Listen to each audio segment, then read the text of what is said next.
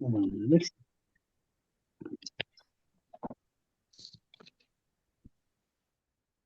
Hello everyone. আজকে আমাদের 8 নম্বর class. 8 নম্বর ক্লাসে আমরা ম্যানেজিং সেলসের যে টপিকটা আছে সেই টপিকে চলে যাব। অর্থাৎ কুইক বুকসে যদি আপনার মানে সব থেকে মেজর কোনো চ্যাপ্টার থাকে সেটা হচ্ছে ম্যানেজিং সেলস। কেননা এখানে অন্তর্ভুক্ত আছে অনেক কিছু। স্টেপ বাই স্টেপ আমরা প্রত্যেকটা বিষয় জানবো। ঠিক আছে? তা আশা করি আহ, আপনারা সব থেকে বেশি যদি ফোকাসড দিতে হয় তাহলে এই ম্যানেজিং সেলসে দিবেন।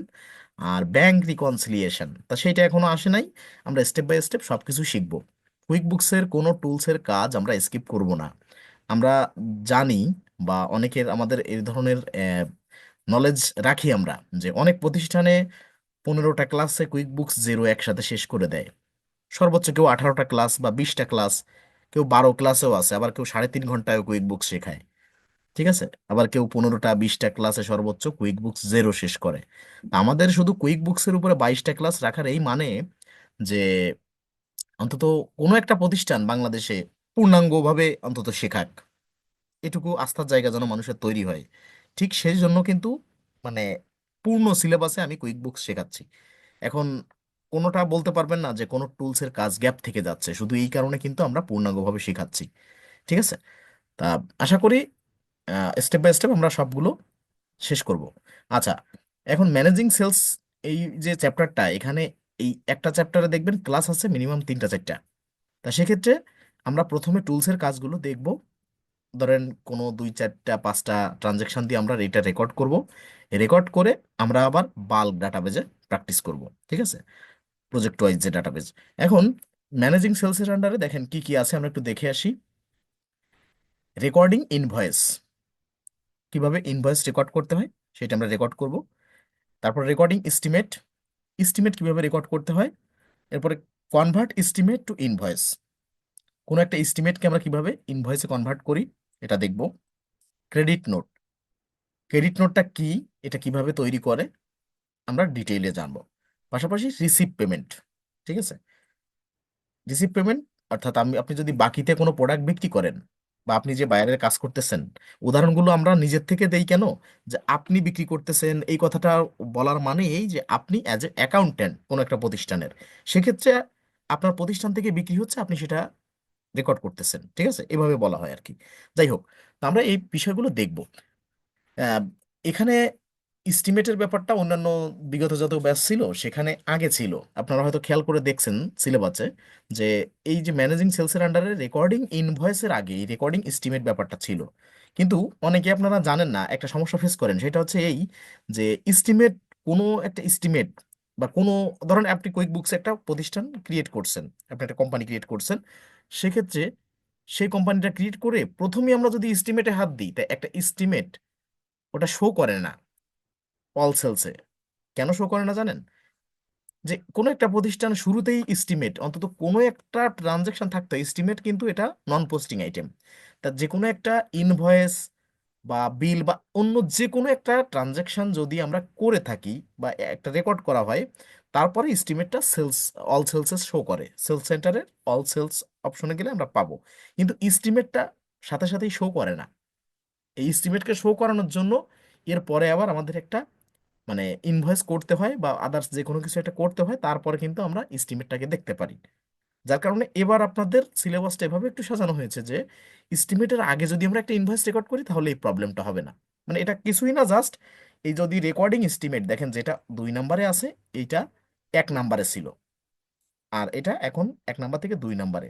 মানে এই কাজটাও ছিল, এই কাজটাও ছিল, শুধু নাম্বারিংটা চেঞ্জ করা হয়েছে। কারণ অনেকেই এই প্রবলেমটা ফেস করেন, আমরা দেখব। ঠিক আছে? দেখলে আমরা বুঝতে পারবো। আচ্ছা, রেকর্ডিং ইনভয়েস, কিভাবে ইনভয়েস রেকর্ড করতে হয়। এখন আমাদের এইখানে গুগল ড্রাইভ ডাটাবেজে আপনাদের এই এস্টিমেট, ইনভয়েস, সেলস রিসিপ্ট এই ধরনের একটা আপনার এক্সেল ফাইল পাবেন, যেটা ক্লাস 8 নম্বর ক্লাসের ডাটাবেজে আপনি পাবেন। এখন এখানে আমরা এটা এটা একটু ওপেন করি, এখানে সব কিছু সাজানো আছে দেখেন। এটা যদি আলাদা আলাদা ফাইলে দেওয়া হয়, দেখেন এখানে এস্টিমেট আছে, ইনভয়েস ওয়ান আছে, sales receipt one, sales receipt two, bracket দেওয়া আছে refund, invoice two, invoice three, sales receipt three, invoice four, five, আরো অনেক আছে। ঠিক আছে। এখন এখানে বোঝার বিষয় সেটা হচ্ছে যে এইটা যদি সিঙ্গেল সিঙ্গেল ফাইল আপনাকে দেওয়া হতো, তাহলে কিন্তু এটা এক জায়গায় মানে ম্যানেজ করে রাখা বা একটা ছড়ানো ছিটানো থাকা একটা কেমন হতো ব্যাপারটা। আমি যেমন ক্লাস ওয়াইজ প্রত্যেকটা ডাটাবেস একেবারে সুন্দর করে সাজায় দিছি আপনাদের, যাতে করে আপনাদের খুঁজতে কোনো হ্যাসেল পোহাতে না হয়, ঠিক প্রত্যেকটা ক্লাসের ভিতরের যে এক্সেল ফাইল বা পিডিএফ ফাইলগুলো আমি এমনভাবে দিয়েছি যাতে আপনারা এক জায়গায় সবকিছু গোছানো পান, সেটা হোক সেটা ক্লাস ওয়াইজ বা আদার্স মানে ফাইল ওয়াইজ যেভাবেই বলেন। যাই হোক, এই ম্যানেজিং সেলসের ভিতরে এই ডাটাবেসগুলো আপনাদের প্রতিনিয়ত লাগবে। এখন চলেন, প্রথমে এস্টিমেট দেওয়া আছে, আমরা ইনভয়েস অনে যাব। এখানে কিন্তু এর নিচে estimate, invoice on, sales receipt এগুলো সব নিচে আছে দেখেন, এখান থেকে নিচেই দেখতে পারবেন। তাহলে ইনভয়েস অনে আগে যাব। যে ধরেন এখানে কি আছে, Chris Smith customer name, term কি 30, এখানে 30 বলা আছে, নেট 30 বলা নেই, তার মানে আমরা বুঝে নিতে হবে যেটা 30। এখন টার্মটা কি, নেট 30 বা শুধু 30 কি বোঝায়? এটা বোঝায় এই যে তখনই টার্ম যখন থাকবে তখন বুঝতে পারবেন এটা বাকিতে বিক্রি। ঠিক আছে, আর বাকিতে বিক্রি হলেই ইনভয়েস করতে হয়। এখানে কুইক বুকসের আলোকে দুটো বিষয় আগে একটু ছোট্ট করে ব্যাখ্যা করে নিই। আমরা যেহেতু আজকে থেকে পুরো ডাটাবেজে প্র্যাকটিস শুরু করব, এতক্ষণ যা আমরা করলাম দেখবেন যে এটা সুফলটা কি পাচ্ছি আমরা। আমাদের প্রোডাক্ট এখন অ্যাড করা আছে, আমাদের কাস্টমার অ্যাড করা আছে, সাপ্লায়ার অ্যাড করা আছে, সার্ভিস অ্যাড করা আছে। আমরা এখন কিন্তু কাস্টমার ধরে ধরে ইনভয়েস করব, সেলস রিসিপ্ট করব, রিফান্ড রিসিপ্ট, ক্রেডিট নোট সব কিছু, মানে যা একবার আমার ডাটাবেজ রেডি। এই যে 7টা ক্লাসে আমাদের পুরো একটা প্রতিষ্ঠানের ডাটাবেজ রেডি, মানে আমরা এখন যে কোনো ট্রানজ্যাকশন করতে পারবো। কিন্তু এই ডাটাবেজ রেডি না করে কিন্তু আমরা কোনো কিছু করতে পারবো না। ঠিক আছে, এখন দেখবেন এখন মজা পাবেন। যাই হোক, আমার এখানে প্লাস নিউ আইকনে দেখেন ইনভয়েস আছে, কাস্টমারের আন্ডারে কি কি আছে, ইনভয়েস, রিসিভ, পেমেন্ট স্টেটমেন্ট, মানে আদার্স অনেক কিছু আছে। আবার এইখানে আসেন, এই যে সেলস সেন্টারে all sales, invoice, estimate, customers, product and service. তো আমরা চলেন আগে একটু অল সেলসে যাই। অল সেলসে কি কি আসবে? আমি যদি একটা ইনভয়েস করি তাও অল সেলসে আসবে, আমি যদি একটা এস্টিমেট করি তাও মানে অল সেলসে আসবে, মানে সেলসের সাথে সম্পর্কিত যা অল সেলসে। আপনি এস্টিমেট ক্রিয়েট করে এই এস্টিমেটে আগে খুঁজবেন না। ঠিক আছে, যখন এস্টিমেট করবেন তখন এস্টিমেটে খোঁজার দরকার নেই, অল সেলসে খুঁজলে আপনি পাবেন। আচ্ছা, এখন আমাদের কথা হচ্ছে কি, এই যে যে ডাটাবেসগুলো দেওয়া আছে এখানে মূল ইনফরমেশন এই যে আপনি ইনভয়েস রেকর্ড করবেন কখন, যখন বাকিতে বিক্রি করবেন। ধরেন কোনো একটা প্রোডাক্ট কিনলো আপনার কাছ থেকে আপনার কাস্টমার, প্রোডাক্টটার দাম 1,000 টাকা সাপোজ। এখন যদি উনি 9,999 টাকা আপনাকে পে করে, 1 টাকা বাকি থাকে, 1 টাকা, তাহলেও কিন্তু আপনার ইনভয়েস করতে হবে। তার মানে আমরা অনেক ইনভয়েসে দেখছি, মানে আপনারা যে যে প্রতিষ্ঠানে জব করেন বা রিয়েল এক্সপিরিয়েন্স থেকে দেখছেন, যে ইনভয়েসে মানে কোনো একটা সিঙ্গেল অ্যামাউন্ট বাকি থাকলেও কিন্তু, সরি, সেলসের যে কোনো একটা সেলসের বাকিতে, সেলসের ক্ষেত্রে কোনো একটা সিঙ্গেল অ্যামাউন্ট বাকি থাকলেও কিন্তু সেটা কিন্তু ইনভয়েস করতে হয়। আর যদি টোটালটা ফুল নগদে বিক্রি হয়, হোক সেটা ব্যাংকের মাধ্যমে রিসিভ বা চেকের মাধ্যমে বা ডিরেক্ট ডেবিট বলতে পারেন, বা ক্রেডিট কার্ডের মাধ্যমে যদি পে করে থাকে কাস্টমার, যে না সে প্রোডাক্ট কিনছে, সে যে কোনো মেথডে হয় ক্যাশে বা ব্যাংকে বা ক্রেডিট কার্ডে যে কোনোভাবে পে করছে, সেটা কিন্তু আমরা কি করি, সেলস রিসিপ্ট করি। ঠিক আছে, তার জন্য মানে পুরোটা যেটা নগদে বোঝায় কোনো একটা ট্রানজ্যাকশন, সেইটা আমরা রেডি করি সেলস রিসিপ্ট। আর যদি 1 টাকাও বাকি থাকে বা পুরোটা বাকি থাকে বা মানে 1 পয়সা 1 টাকা বাকি থাকলেও কিন্তু সেটা আমরা ইনভয়েসে রেকর্ড করি। তফাৎ কিন্তু ইনভয়েস আর সেলস রিসিপ্টে এইখানে। ঠিক আছে, এখন যেহেতু আমরা ইনভয়েস রেকর্ড করতেছি, সেক্ষেত্রে এটা বুঝে নিতে হবে বাকি, এই জন্য টার্মটা নিয়ে কথা বললাম এত কথা। টার্ম 30 বা নেট 30। ঠিক আছে, এরপরে কি আছে, ইনভয়েস ডেট, এই তারিখ দেওয়া আছে। প্রোডাক্ট অ্যান্ড সার্ভিস, দুটো প্রোডাক্ট দেওয়া আছে, কোয়ান্টিটি দেওয়া আছে, ট্যাক্স কত পার্সেন্ট সেটা দেওয়া আছে, ডিসকাউন্ট দেওয়া আছে। ওকে, এরপরে আছে কি, দেখেন এই ইনফরমেশন আছে যে দুটো প্রোডাক্ট বিক্রি করছে একটা কাস্টমারের কাছে। এরপরে রিটার্ন, এই রিটার্নটা আমরা দেখব, এটা আছে ক্রেডিট নোটের সময় আমরা দেখব। ঠিক আছে, এই পর্যন্ত আমরা রেকর্ড করব আগে, এতটুকু। ঠিক আছে, এতটুকু আগে রেকর্ড করব, তারপর ক্রেডিট নোটে দেখব ক্রেডিট নোট কি সেভাবে বুঝবো। আচ্ছা চলেন আমরা একটা ইনভয়েস করি এবার, ফার্স্টে কোনো ইনফরমেশনের আলোকে। প্লাস নিউ আইকনে যাব, যে ইনভয়েসে ক্লিক করব। ইনভয়েসে ক্লিক করলে এখন আমাদের ইনফরমেশনগুলো দিয়ে ইনভয়েস করতে হবে।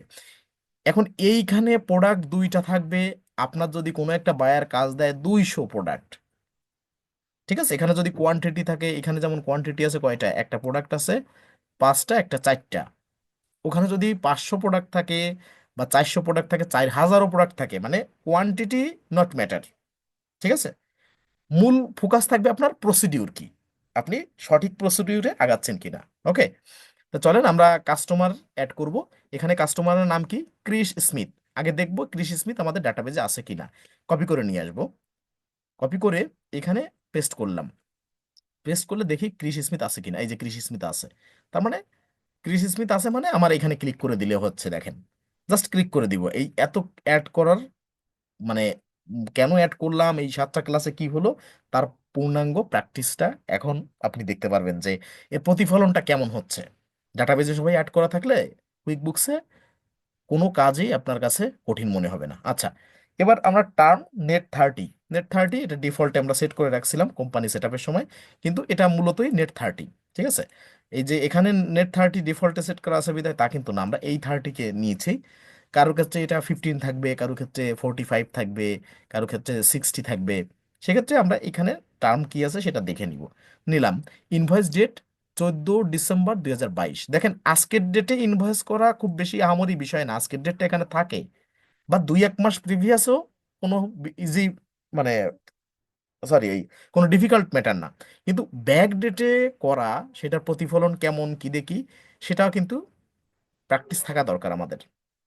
রিসেন্ট ডেটে আমাদের শুধু ডেটটা চেঞ্জ হবে, কিন্তু ব্যাক ডেটে করতে গেলে সেটা প্রসিডিউর কি, ওভার ডিউতে থাকলে সেটা কিভাবে ক্লিয়ার করতে হয়, আমরা স্টেপ বাই স্টেপ সব কিছুতে দেখবো। শুধু এতটুকু ভরসা রাখবেন যে না, আমরা পূর্ণাঙ্গ, মানে কি বলে, কুইক বুকসের পূর্ণাঙ্গভাবে সব টুলসের মানে প্র্যাকটিস করব, পাশাপাশি আমরা ক্রিটিক্যাল ওয়েতে আগাবো। নিজেরাই প্রবলেম ক্রিয়েট করব, সেখান থেকে প্রবলেমের মানে থেকে আমরা শিখবো। সেই শেখাটা আমাদের কিন্তু পারফেক্ট হবে। আর যদি ওই ইজি ভাবে দেখাই দিয়ে যায় সব কিছু, সবই কিন্তু বুঝবেন বা মনে হবে সবই ইজি। ঠিক আছে, এই জন্য বলতেছি যা দেখাবো আগে দেখবেন, আগে বুঝবেন, যদি কোশ্চেন থাকে করবেন। কিন্তু ডিমোটিভেটেড হওয়া বা ওই নিজের থেকে, অনেকে আছে হেলথ মানে করে শেষ পর্যন্ত যাওয়ার আগে হাল ছেড়ে দেয়। ঠিক আছে, আমি একটু বলতেছি, ক্লাস বাদেও আনুষঙ্গিক একটু কথা বলতেছি আজকে। আহ, যে কোনো কারণে, অবশ্যই কারণ আছে, সেটা হচ্ছে এই যে আপনারা একটু ফোকাসড থাকবেন। ঠিক আছে, এই স্কিলের লোক কম, বিগত 6 মাসেও খুব বেশি লোক মার্কেট প্লেসে প্রবেশ করেনি, খুব কম লোকই আছে। আর যারা কাজ করতেছে দেধারসে নিজেদের মতো করে, মানে ফুলফিল ভাবে কাজ করতেছে। ঠিক আছে, আর যারা ঝরে যাওয়ার, তারা কিন্তু শুধু এই স্কিল না, যে কোনো স্কিল থেকে ঝরে যাওয়াটা সহজ, কিন্তু সেটা লেগে থেকে এই সাকসেসফুল হওয়া পর্যন্ত মানে লেগে থাকাটাই একটু কঠিন। ঠিক আছে, যাই জন্য বলছি একটু ফোকাস থাকবেন। ক্লাস কি রেকর্ড হচ্ছে স্যার? হ্যাঁ, ক্লাস তো রেকর্ড হচ্ছে। কি বলেন, রেকর্ড চলতেছে? আচ্ছা, এখানে ইনভয়েস ডেটটা হবে আমাদের 14 December 2022। 14 December 2022, 2022, 14 December, December. Okay, দিলাম। এখানে তো 12 দেওয়া হয়ে গেছে। 14 ডিসেম্বর 22 দেওয়া, আচ্ছা। ডেট দিলাম, ডেট দেওয়ার পরে এরপরে হচ্ছে আমাদের প্রোডাক্ট কি আছে। লাইফ সেভিং ইকুইপমেন্ট কপি করব, কোয়ান্টিটি 5, ট্যাক্স 4%, আবার ডিসকাউন্টও আছে। আচ্ছা, লাইফ সেভিং ইকুইপমেন্ট, এখানে সার্ভিস ডেট, যে সার্ভিসের ক্ষেত্রে যদি রেকর্ড করতে চান দিলেও দিতে পারেন, না দিলেও না দিতে পারেন। যেহেতু আমরা প্রোডাক্ট নিয়ে কাজ করতেছি সেই ক্ষেত্রে একটা ডেট দিলে এনাফ। আচ্ছা, এখানে লাইফ সেভিং ইকুইপমেন্ট আমাদের ডাটাবেজে আছে কিনা। হ্যাঁ, লাইফ সেভিং ইকুইপমেন্ট আমাদের ডাটাবেজে আছে। এখন কিন্তু সিলেক্ট করে দিয়ে গেলাম। কোয়ান্টিটি কত, কোয়ান্টিটি 5, ট্যাক্স 10% এবং ডিসকাউন্ট 4%। ডিসকাউন্টে পরে আসি। Quantity 5, tax 10%। কোয়ান্টিটি কত, একে দেখেন এখানে আসছি। এই যে কোয়ান্টিটি, আমি একটু বাইরে ক্লিক করি, QTY, এটা দিয়ে বোঝা যাচ্ছে কোয়ান্টিটি। এখন এই একের উপরে যখনই আমি মাউস কার্সারটা নিয়ে আসতেছি, এক মানে ডিফল্টে একটা থাকবে। ঠিক আছে, এখানে যখন ক্লিক করতেছি, ক্লিক করা লাগে না, এই শুধু মাউস কার্সারটা নিয়ে আসছি। দেখেন, কোয়ান্টিটি অন হ্যান্ড এবং লো স্টক অ্যালার্ট, যেটা আমরা সেট আপ করছিলাম, quantity on hand 300, 300 piece quantity এই প্রোডাক্টটা, লাইফ সেভিং ইকুইপমেন্ট আমরা ডাটাবেজ যখন অ্যাড করছিলাম, এবং লো স্টক অ্যালার্ট মিনিমাম কত পিস থাকলে এই প্রোডাক্টটা আমি আবার রিস্টক করার জন্য নোটিফিকেশন চাই, সেইটা কিন্তু এই লো স্টক অ্যালার্টের মাধ্যমে আমরা 30 উল্লেখ করছিলাম। এইরকম কুইক বুকসের এইখানে ধরেন প্রোডাক্টের ওখানে যখন যাবেন কোয়ান্টিটিতে, তখন এরকম প্রতি মুহূর্তে আপনাকে স্টক অ্যালার্ট করবে, ঠিক আছে? Quantity on hand, low stock alert, ঠিক আছে, সবকিছু এখানে অ্যালার্ট করবে। আচ্ছা, এখানে আমরা দিব 5% tax, sorry, quantity 5, tax 10%, tax 10%। এবার প্রত্যেকটার প্রয়োগ দেখবেন, প্রোডাক্ট অ্যান্ড সার্ভিস অ্যাড করছি তার প্রয়োগ দেখবেন, ট্যাক্স অ্যাড করছিলাম সেটার প্রয়োগ দেখবেন, তারপর এই যে টার্ম উল্লেখ করছিলাম সেইটার প্রয়োগ, কাস্টমার অ্যাড করছি সেইগুলোর প্রয়োগ, একই ক্লাসে দেখবেন অনেক কিছুর প্রয়োগ করা হচ্ছে। আচ্ছা, এখানে দেখেন ডিসকাউন্টের যে এখানে 4% ডিসকাউন্ট আছে, এই ঘরটায় কিন্তু ডিসকাউন্ট দেওয়া যায় না, এখানে দেওয়া যায় না। এই যে ডিসকাউন্টে এইখানে দিতে পারবেন। আচ্ছা যাক, আমরা আরেকটা অ্যাড করে আসি, ডিসকাউন্ট গেল। এখানে ডায়াগনস্টিক অ্যান্ড টেস্টিং ইকুইপমেন্ট, এটা কপি করব, কোয়ান্টিটি কত 4। এখন এখানে এসে পেস্ট করব ডায়াগনস্টিক অ্যান্ড টেস্টিং ইকুইপমেন্ট। আছে, দেখেন এটা কিন্তু আমাদের ডাটাবেজে নাই। তার মানে কি, আমরা যা অ্যাড করছি দিন শেষে ওটাই কি শেষ কথা না? বায়ার, আপনার যে বায়ার যার কাজ করবেন তার দেখতে পারলেন যে আপনি যখন কাজ স্টার্ট করছিলেন তার সাথে তার প্রোডাক্ট ছিল 22টা সাপোজ, কিন্তু 2 মাস পরে দেখা গেল তার প্রোডাক্ট হয়ে গেছে 32টা বা 30টা, সে আরো 8টা 10টা প্রোডাক্ট নতুন করে অ্যাড করছে, হতেই পারে। এর জন্য আমি আপনাকে এখানে ব্যতিক্রমী একটা বিষয় দিয়ে শেখাচ্ছি, সেটা হচ্ছে এই যে যেগুলো আপনার ডাটাবেজে অ্যাড করা আছে তার একটা নিয়েছি, আর একটা নতুন নিয়েছি, যে আপনার যদি মনে হয় যে যেটা আপনার বায়ারের ডাটাবেজে অ্যাড করা নাই যে প্রোডাক্টটা, সেইটা যদি এরকম ট্রানজেকশন আসে, সেটা আপনি কিভাবে অ্যাড করবেন? যে আমার তো যত প্রোডাক্ট যত সার্ভিস ছিল আমরা তো ক্লাসে অ্যাড করছি, তাহলে নতুন যখন আমরা কোনো একটা প্রোডাক্ট বা সার্ভিস নিয়ে কাজ করতে যাবো সেক্ষেত্রে সেটা কি করব? ঠিক আছে। আচ্ছা, আমরা এখানে অ্যাড করতেছি diagnostic and testing equipment, paste করলাম, দেখলাম এখানে নাই। এখন এই যে দেখেন এইটা পেস্ট করছি, এখানে পেস্ট করার পর দেখছেন প্লাস দিয়ে অ্যাড নিউ, দেখেন এটা পুরো কেটে দিই, পুরো কেটে দেই। এখন যদি এখানে ক্লিক করি, এইখানে যদি ক্লিক করি, এই অ্যাড নিউতে ক্লিক করলে দেখেন পুরো একটা ফাঁকা স্পেস চলে আসবে, খেয়াল করেন। এই অ্যাড নিউতে ক্লিক করলে আমাদের একটা পপ আপ আসবে, এই দেখেন, এই যে এইখান থেকে স্টকে এই ধরেন আমি দিব, দিলে আমার এখানে কোনো নাম নাই। কিন্তু আমি যদি এই ডায়াগনস্টিক অ্যান্ড টেস্টিং ইকুইপমেন্ট এখানে পেস্ট করি, তাহলে অ্যাড নিউর পরে ডায়াগনস্টিক অ্যান্ড টেস্টিং ইকুইপমেন্ট দেখেন একটু বড় করে লেখা আছে, মোটা করে। তা আমি যদি এবার অ্যাড নিউতে এসে ক্লিক করি এই নাম লেখার পাশে, এখন দেখেন স্টকে গেলে আমার এই যে নামটা অটোমেটিক্যালি নেমের এখানে চলে আসছে। ওকে, এখন এইটা আমার ডাটাবেস থেকে একটু দেখতে হবে যে এটা প্রাইস কত কি আছে বা কি দেখি। ঠিক আছে, এটা কোনো প্রাইস বলা নাই, তো ধরেন আপনাকে এই ইনফরমেশনটা হয়তো বায়ার এখানে দিবে। তা আমি জাস্ট প্রোডাক্টটা অ্যাড করাতে মানে করতে হবে কিভাবে সেটা আমি একটু দেখালাম। ধরেন এখানে কোনো প্রাইস যখন বলা নাই, বা আইটেম বা সার্ভিস কোড বা এসকেইউ কোড যেটা, এটা বলা নাই, আমরা আমাদের মতো করে একটা দিয়ে জাস্ট র্যান্ডমলি আপনাদেরকে বোঝাচ্ছি। কিন্তু মূল প্রসিডিউর কি থাকবে এগুলো বায়ার প্রোভাইড করবে আপনাকে, সেইটার আলোকে আপনি দিবেন, আন্দাজে দেওয়া লাগবে না, ঠিক আছে? আমি জাস্ট একটু দিয়ে বোঝাচ্ছি, আইটেম বা সার্ভিস কোড বা এসকেইউ কোড দিলাম। এরপরে ক্যাটাগরি, ক্যাটাগরি কি হবে, আমরা ম্যানুয়ালি যেভাবে প্রোডাক্ট সার্ভিস অ্যাড করছিলাম, স্টক হবে category. Okay, quantity on hand আমরা ধরে দিলাম এখানে 350 পিস সাপোজ। আর এখানে দিব 01/01/2018। ওকে, দিলাম। আর রেকর্ড পয়েন্ট কত, 30, আমি 30 দিলাম। দিয়ে এবার এই stock asset account, stock asset ডেসক্রিপশনে ওই ডায়াগনস্টিক টেস্টিং ইকুইপমেন্ট পেস্ট করে দিচ্ছি। সেলস প্রাইস, এখানে ধরেন এই প্রোডাক্টটা আমি 700 পাউন্ডে সেল করি, বুঝেন? এখানে income account, sales of product income, okay সব ঠিক থাকবে। সেলস প্রাইস 700 পাউন্ড, আর আমি কিনেছিলাম এই যে কস্ট, এটা ধরেন 520 পাউন্ডে আমি কিনেছিলাম। আর এখানে পার্সেস ডেসক্রিপশনও ডায়াগনস্টিক অ্যান্ড টেস্টিং ইকুইপমেন্ট দিয়ে দিলাম ডেসক্রিপশনে। আর এখানে বাকি যা কিছু সব কিছু ঠিকঠাক থাকবে, শুধু আমি একটা অ্যাড করলাম প্রোডাক্টটা, সেভ অ্যান্ড ক্লোজ। আমরা আশা করি প্রোডাক্ট অ্যাড করতে জানি, সেক্ষেত্রে আমাদের প্রবলেম হবে না। ঠিক আছে, এই দেখেন লাইফ সেভিং ইকুইপমেন্ট আমার পুরোনোভাবে ডাটাবেজে অ্যাড করা ছিল, সেটা আমি অ্যাড করে ফেলছি। আর ডায়াগনস্টিক অ্যান্ড টেস্টিং ইকুইপমেন্ট কেবলমাত্র অ্যাড করলাম। এখন এখানে কোয়ান্টিটি কত 4, তার মানে আমার এরকম একটা ইনভয়েস আসলে যে প্রোডাক্ট আমার অ্যাড করা নাই আমি কিভাবে অ্যাড করব সেটা আমি দেখালাম। ঠিক আছে, ব্যতিক্রমীভাবে আমাদের প্রতিনিয়ত যে অনেক এমন আছে, কোনো কাস্টমার আমার ডাটাবেজে অ্যাড করা আছে, সেটা দিয়ে আমি সিলেক্ট করে দিয়ে দিয়ে করতে পারবো। কিন্তু যে কাস্টমার আমার অ্যাড করা নাই, যে প্রোডাক্ট আমার অ্যাড করা নেই, সার্ভিস আমার অ্যাড করা নেই, এরকম নিত্য নতুন যে বিষয়গুলো কিভাবে আমরা অ্যাড করবো, তো একটা দিয়ে আশা করি একটা ধারণা পেলেন আপনি যে প্রসিডিউর কি, যে কোনো একটা ইনভয়েসে যখন নতুন একটা ইনফরমেশন আসবে সেটা দিয়ে আমরা কিভাবে ইনভয়েসটা করব বা ডাটাবেজে কিভাবে অ্যাড করব। আচ্ছা, এখানে কোয়ান্টিটি 4 ট্যাক্স 10%, কোয়ান্টিটি 4 ট্যাক্স 10%। দেখেন এই যে কোয়ান্টিটি দিছি 4, আর মিনিমাম যে রেট মানে পার পিসের রেট যা, এই 4-এর সাথে 700 গুণ হয় 4×7 = 28। এরকম ক্যালকুলেশন গুলো সব কুইক বুকসে অটোমেশন করা, আপনার যোগ বিয়োগ গুণ ভাগের কাজ খুব বেশি নাই, ঠিক আছে? সবকিছু অটোমেশন করা, তা আপনার জাস্ট এই ডাটাবেস গুলো অ্যাড করে সেটা সিলেক্ট করে সঠিকভাবে একটু এন্ট্রি করার দায়িত্ব আপনার, ঠিক আছে? আপনার এমন হবে না যে না আপনি কোনো ক্যালকুলেশনে ভুল করে ফেলছেন, যোগ বিয়োগ গুণ ভাগ ভুল করে ফেলছেন, আপনার বায়ার আপনার থেকে অর্ডারটা ক্যান্সেল করে দিবে, এমন হবে না, ঠিক আছে? আচ্ছা, এটা দিলাম। এখন আমাদের প্রোডাক্ট দুইটা ছিল, সেটা দেওয়া হয়েছে। এখন দেখেন ডিসকাউন্ট আছে 4 আর 4 দুটোই, যে লাইফ সেভিং ইকুইপমেন্ট কোয়ান্টিটি 5টা নিবে, ট্যাক্স ছিল 10%, এখানে ডিসকাউন্ট 4, এটা 4।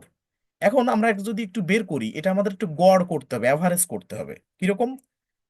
এখানে এখানে কোয়ান্টিটি 4, এখানে কোয়ান্টিটি 4, তার মানে ডিসকাউন্ট এটা কিন্তু, মানে এখানে আসবো এবার সবকিছু তো ঠিকঠাক।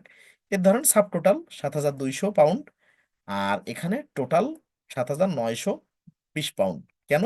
এই যে ভ্যাট 10%-এ 7,200 জায়গায় আসছে 720, 10%-এ। এখন দেখেন ডিপোজিট আমার কিছু নাই, ইনফরমেশন দেওয়া নাই, ঠিক আছে? কিন্তু ডিসকাউন্টের একটা কলাম আছে, সেখানে দুই রকম ডিসকাউন্ট আছে। দেখেন ডিসকাউন্ট পার্সেন্ট আর একটা ডিসকাউন্ট ভ্যালু। যদি কোনো বায়ার আপনাকে কোনো পার্সেন্টেজের আলোকে ডিসকাউন্ট দেয়, যে না আপনি 5,000 টাকার প্রোডাক্ট নিয়েছেন, ধরেন 3% ডিসকাউন্ট, ওই 5,000 টাকার পরে যদি 3% ডিসকাউন্ট দেয় তখন দিবেন ডিসকাউন্ট ভ্যালু। আমার 5,000 টাকার পরে, সরি, এই 5,000 টাকার পরে যদি ডিসকাউন্টে পার্সেন্ট আকারে ডিসকাউন্ট আপনাকে দেয়, যে 5,000 টাকার পরে 3% ডিসকাউন্ট, তাহলে পার্সেন্ট হবে। আর যদি বলে যে 5,000 টাকার উপরে 200 টাকা ডিসকাউন্ট, তাহলে ডিসকাউন্ট ভ্যালু হবে, ঠিক আছে? তার মানে টাকার অঙ্কে যখন ডিসকাউন্ট দিবে, যে মোট টাকার উপরে 100 টাকা, 200 টাকা, 500 টাকা, 1,000 টাকা ডিসকাউন্ট, তখন হবে ডিসকাউন্ট ভ্যালু। দেখেন ডিসকাউন্টের উপরে ক্লিক করলে দুটো option, discount percent, discount value. তার মানে যখন পার্সেন্ট আকারে ডিসকাউন্ট দিবে তখন ডিসকাউন্ট পার্সেন্ট দিবেন, আর ডিসকাউন্ট ভ্যালু যদি দেন তাহলে টাকার অঙ্কটা এখানে বসায় দিবেন। দেখেন যেমন আমাদের এখানে 4% বলা আছে, দুটোই 4%, 4%। ক্যালকুলেশনে পরে আসি, কিন্তু আগে আমাদের কি করে দিতে হবে? ধরেন এখানে দিবেন 4, পার্সেন্টেজ কোনো চিহ্ন দিবেন না, 4। 4 দিলে ক্লিক করলেন বাইরে, দেখেন এই যে 4-এর কত পার্সেন্ট হয়, 4-এ -4 হচ্ছে, এটা হচ্ছে ভ্যালুতে। আমি যদি পার্সেন্ট দিই, পার্সেন্ট দিয়ে ধরেন এখানে 4 দিলাম, দেখেন এখন কিন্তু পার্সেন্টটা অটো বের করে নিচ্ছে, যে 7,200 এর সাবটোটাল যেটা, সেইটার কত পার্সেন্ট ডিসকাউন্ট দিচ্ছে। 4%-এ কত হয়? দেখেন এটা -288, ঠিক আছে? এটা মাইনাস হয়ে গেছে ডিসকাউন্ট পার্সেন্টের ক্ষেত্রে। আর ডিসকাউন্ট ভ্যালু হলে যদি বলতো 300 টাকা ডিসকাউন্ট, তাহলে 300 টাকা দিচ্ছি, দেখেন কত আসে, এই যে 300 মাইনাস হয়ে গেছে। এই 300 দিয়েছি বিধায় 300 মাইনাস। আর যদি পার্সেন্টে দেই, তাহলে ধরেন এখানে 4 দিলে 4% অটোমেটিক্যালি ক্যালকুলেট করি, যে 4 দিয়ে বাইরে ক্লিক করলাম, এই যে সেই 4% বের হয়ে নিচ্ছে, ঠিক আছে এখানে। এখন কথা হচ্ছে যে আমাদের প্রোডাক্ট দুইটা, আমরা এখানে 4 কেন দিলাম? আর এক্ষেত্রে যখন আরো বেশি প্রোডাক্ট হবে সেক্ষেত্রে আমাদের ক্যালকুলেশনটা বা কিভাবে হবে? এখন দেখেন এখানে দুটো প্রোডাক্ট আছে। আপনি যদি এ ধরনের ক্ষেত্রে আসেন, প্রতিনিয়ত আপনার একটা কথা মাথায় রাখতে হবে, যে একাধিক প্রোডাক্ট যখন আমার হচ্ছে, সেক্ষেত্রে ডিসকাউন্টটাও যদি ভ্যারি করে, মানে ভ্যারাইটিস হয়, সেক্ষেত্রে কিন্তু আমার গড় করে বা অ্যাভারেজ করে নিয়ে ডিসকাউন্ট রেটটা দিতে হবে। এখানে যদি বলতো শুধু লাইফ সেভিং ইকুইপমেন্ট, তাহলে আমরা শুধু 4% দিতে পারতাম। কিন্তু এখানে লাইফ সেভিং ইকুইপমেন্টও 4%, আবার ডায়াগনস্টিক অ্যান্ড টেস্টিং ইকুইপমেন্টেও 4%। তাহলে আমরা কিভাবে কেন এখানে 4% দিব? বা 4% না দিয়ে যদি 4% যদি ভুল হয়, তাহলে সঠিক কি এবং সঠিক মানে কত হবে, সেটা তো আমাদের বের করতে হবে, তাই না? আমাদের ক্যালকুলেশন কুইক বুকসে করতে হলো না, কিন্তু আমাদের এখানে তো একটা বোঝারও একটা ব্যাপার আছে, একটা কনসেপ্ট থেকে যাচ্ছে, তাই না? এখানে আসি, দেখেন আপনার এই 4 আর এই 4, 4%, দুটো যোগ করেন, 4 আর 4 8, দুটো প্রোডাক্টে আপনার 4%, 4%, তার মানে 4, 4 8% আপনার ডিসকাউন্ট। এই 8% প্রোডাক্ট কয়টা? দুইটা। খেয়াল করেন, পার্সেন্ট কত? 4 আর 4 8। প্রোডাক্ট কয়টা? 2টা। এখন এই 8% টোটাল, এই 8%কে আপনি দুটো প্রোডাক্ট দিয়ে ভাগ করেন, তার মানে 8/2, তার মানে 4। সহজ হিসাব, তার মানে গড় করা হয়ে গেল। এখন আপনার প্রশ্ন যদি এরকম হয় যে না, যদি আমার এখানে প্রোডাক্ট 5টা থাকে এবং এক একটার এক এক রকম পার্সেন্টেজ থাকে, তাহলে আমি ডিসকাউন্টটা কেমনে দিব? খেয়াল করেন, আমি এখানে একটু দেখাই। ধরেন আপনার 5টা প্রোডাক্ট, আপনার প্রথম প্রোডাক্টে ডিসকাউন্ট 4%, পার্সেন্ট না দিচ্ছি, জাস্ট সংখ্যা দিচ্ছি। পরেরটায় ধরেন 6%, 3 নাম্বার প্রোডাক্টে 3%, 4 নাম্বার প্রোডাক্টে 6%, 5 নাম্বার প্রোডাক্টে 5%।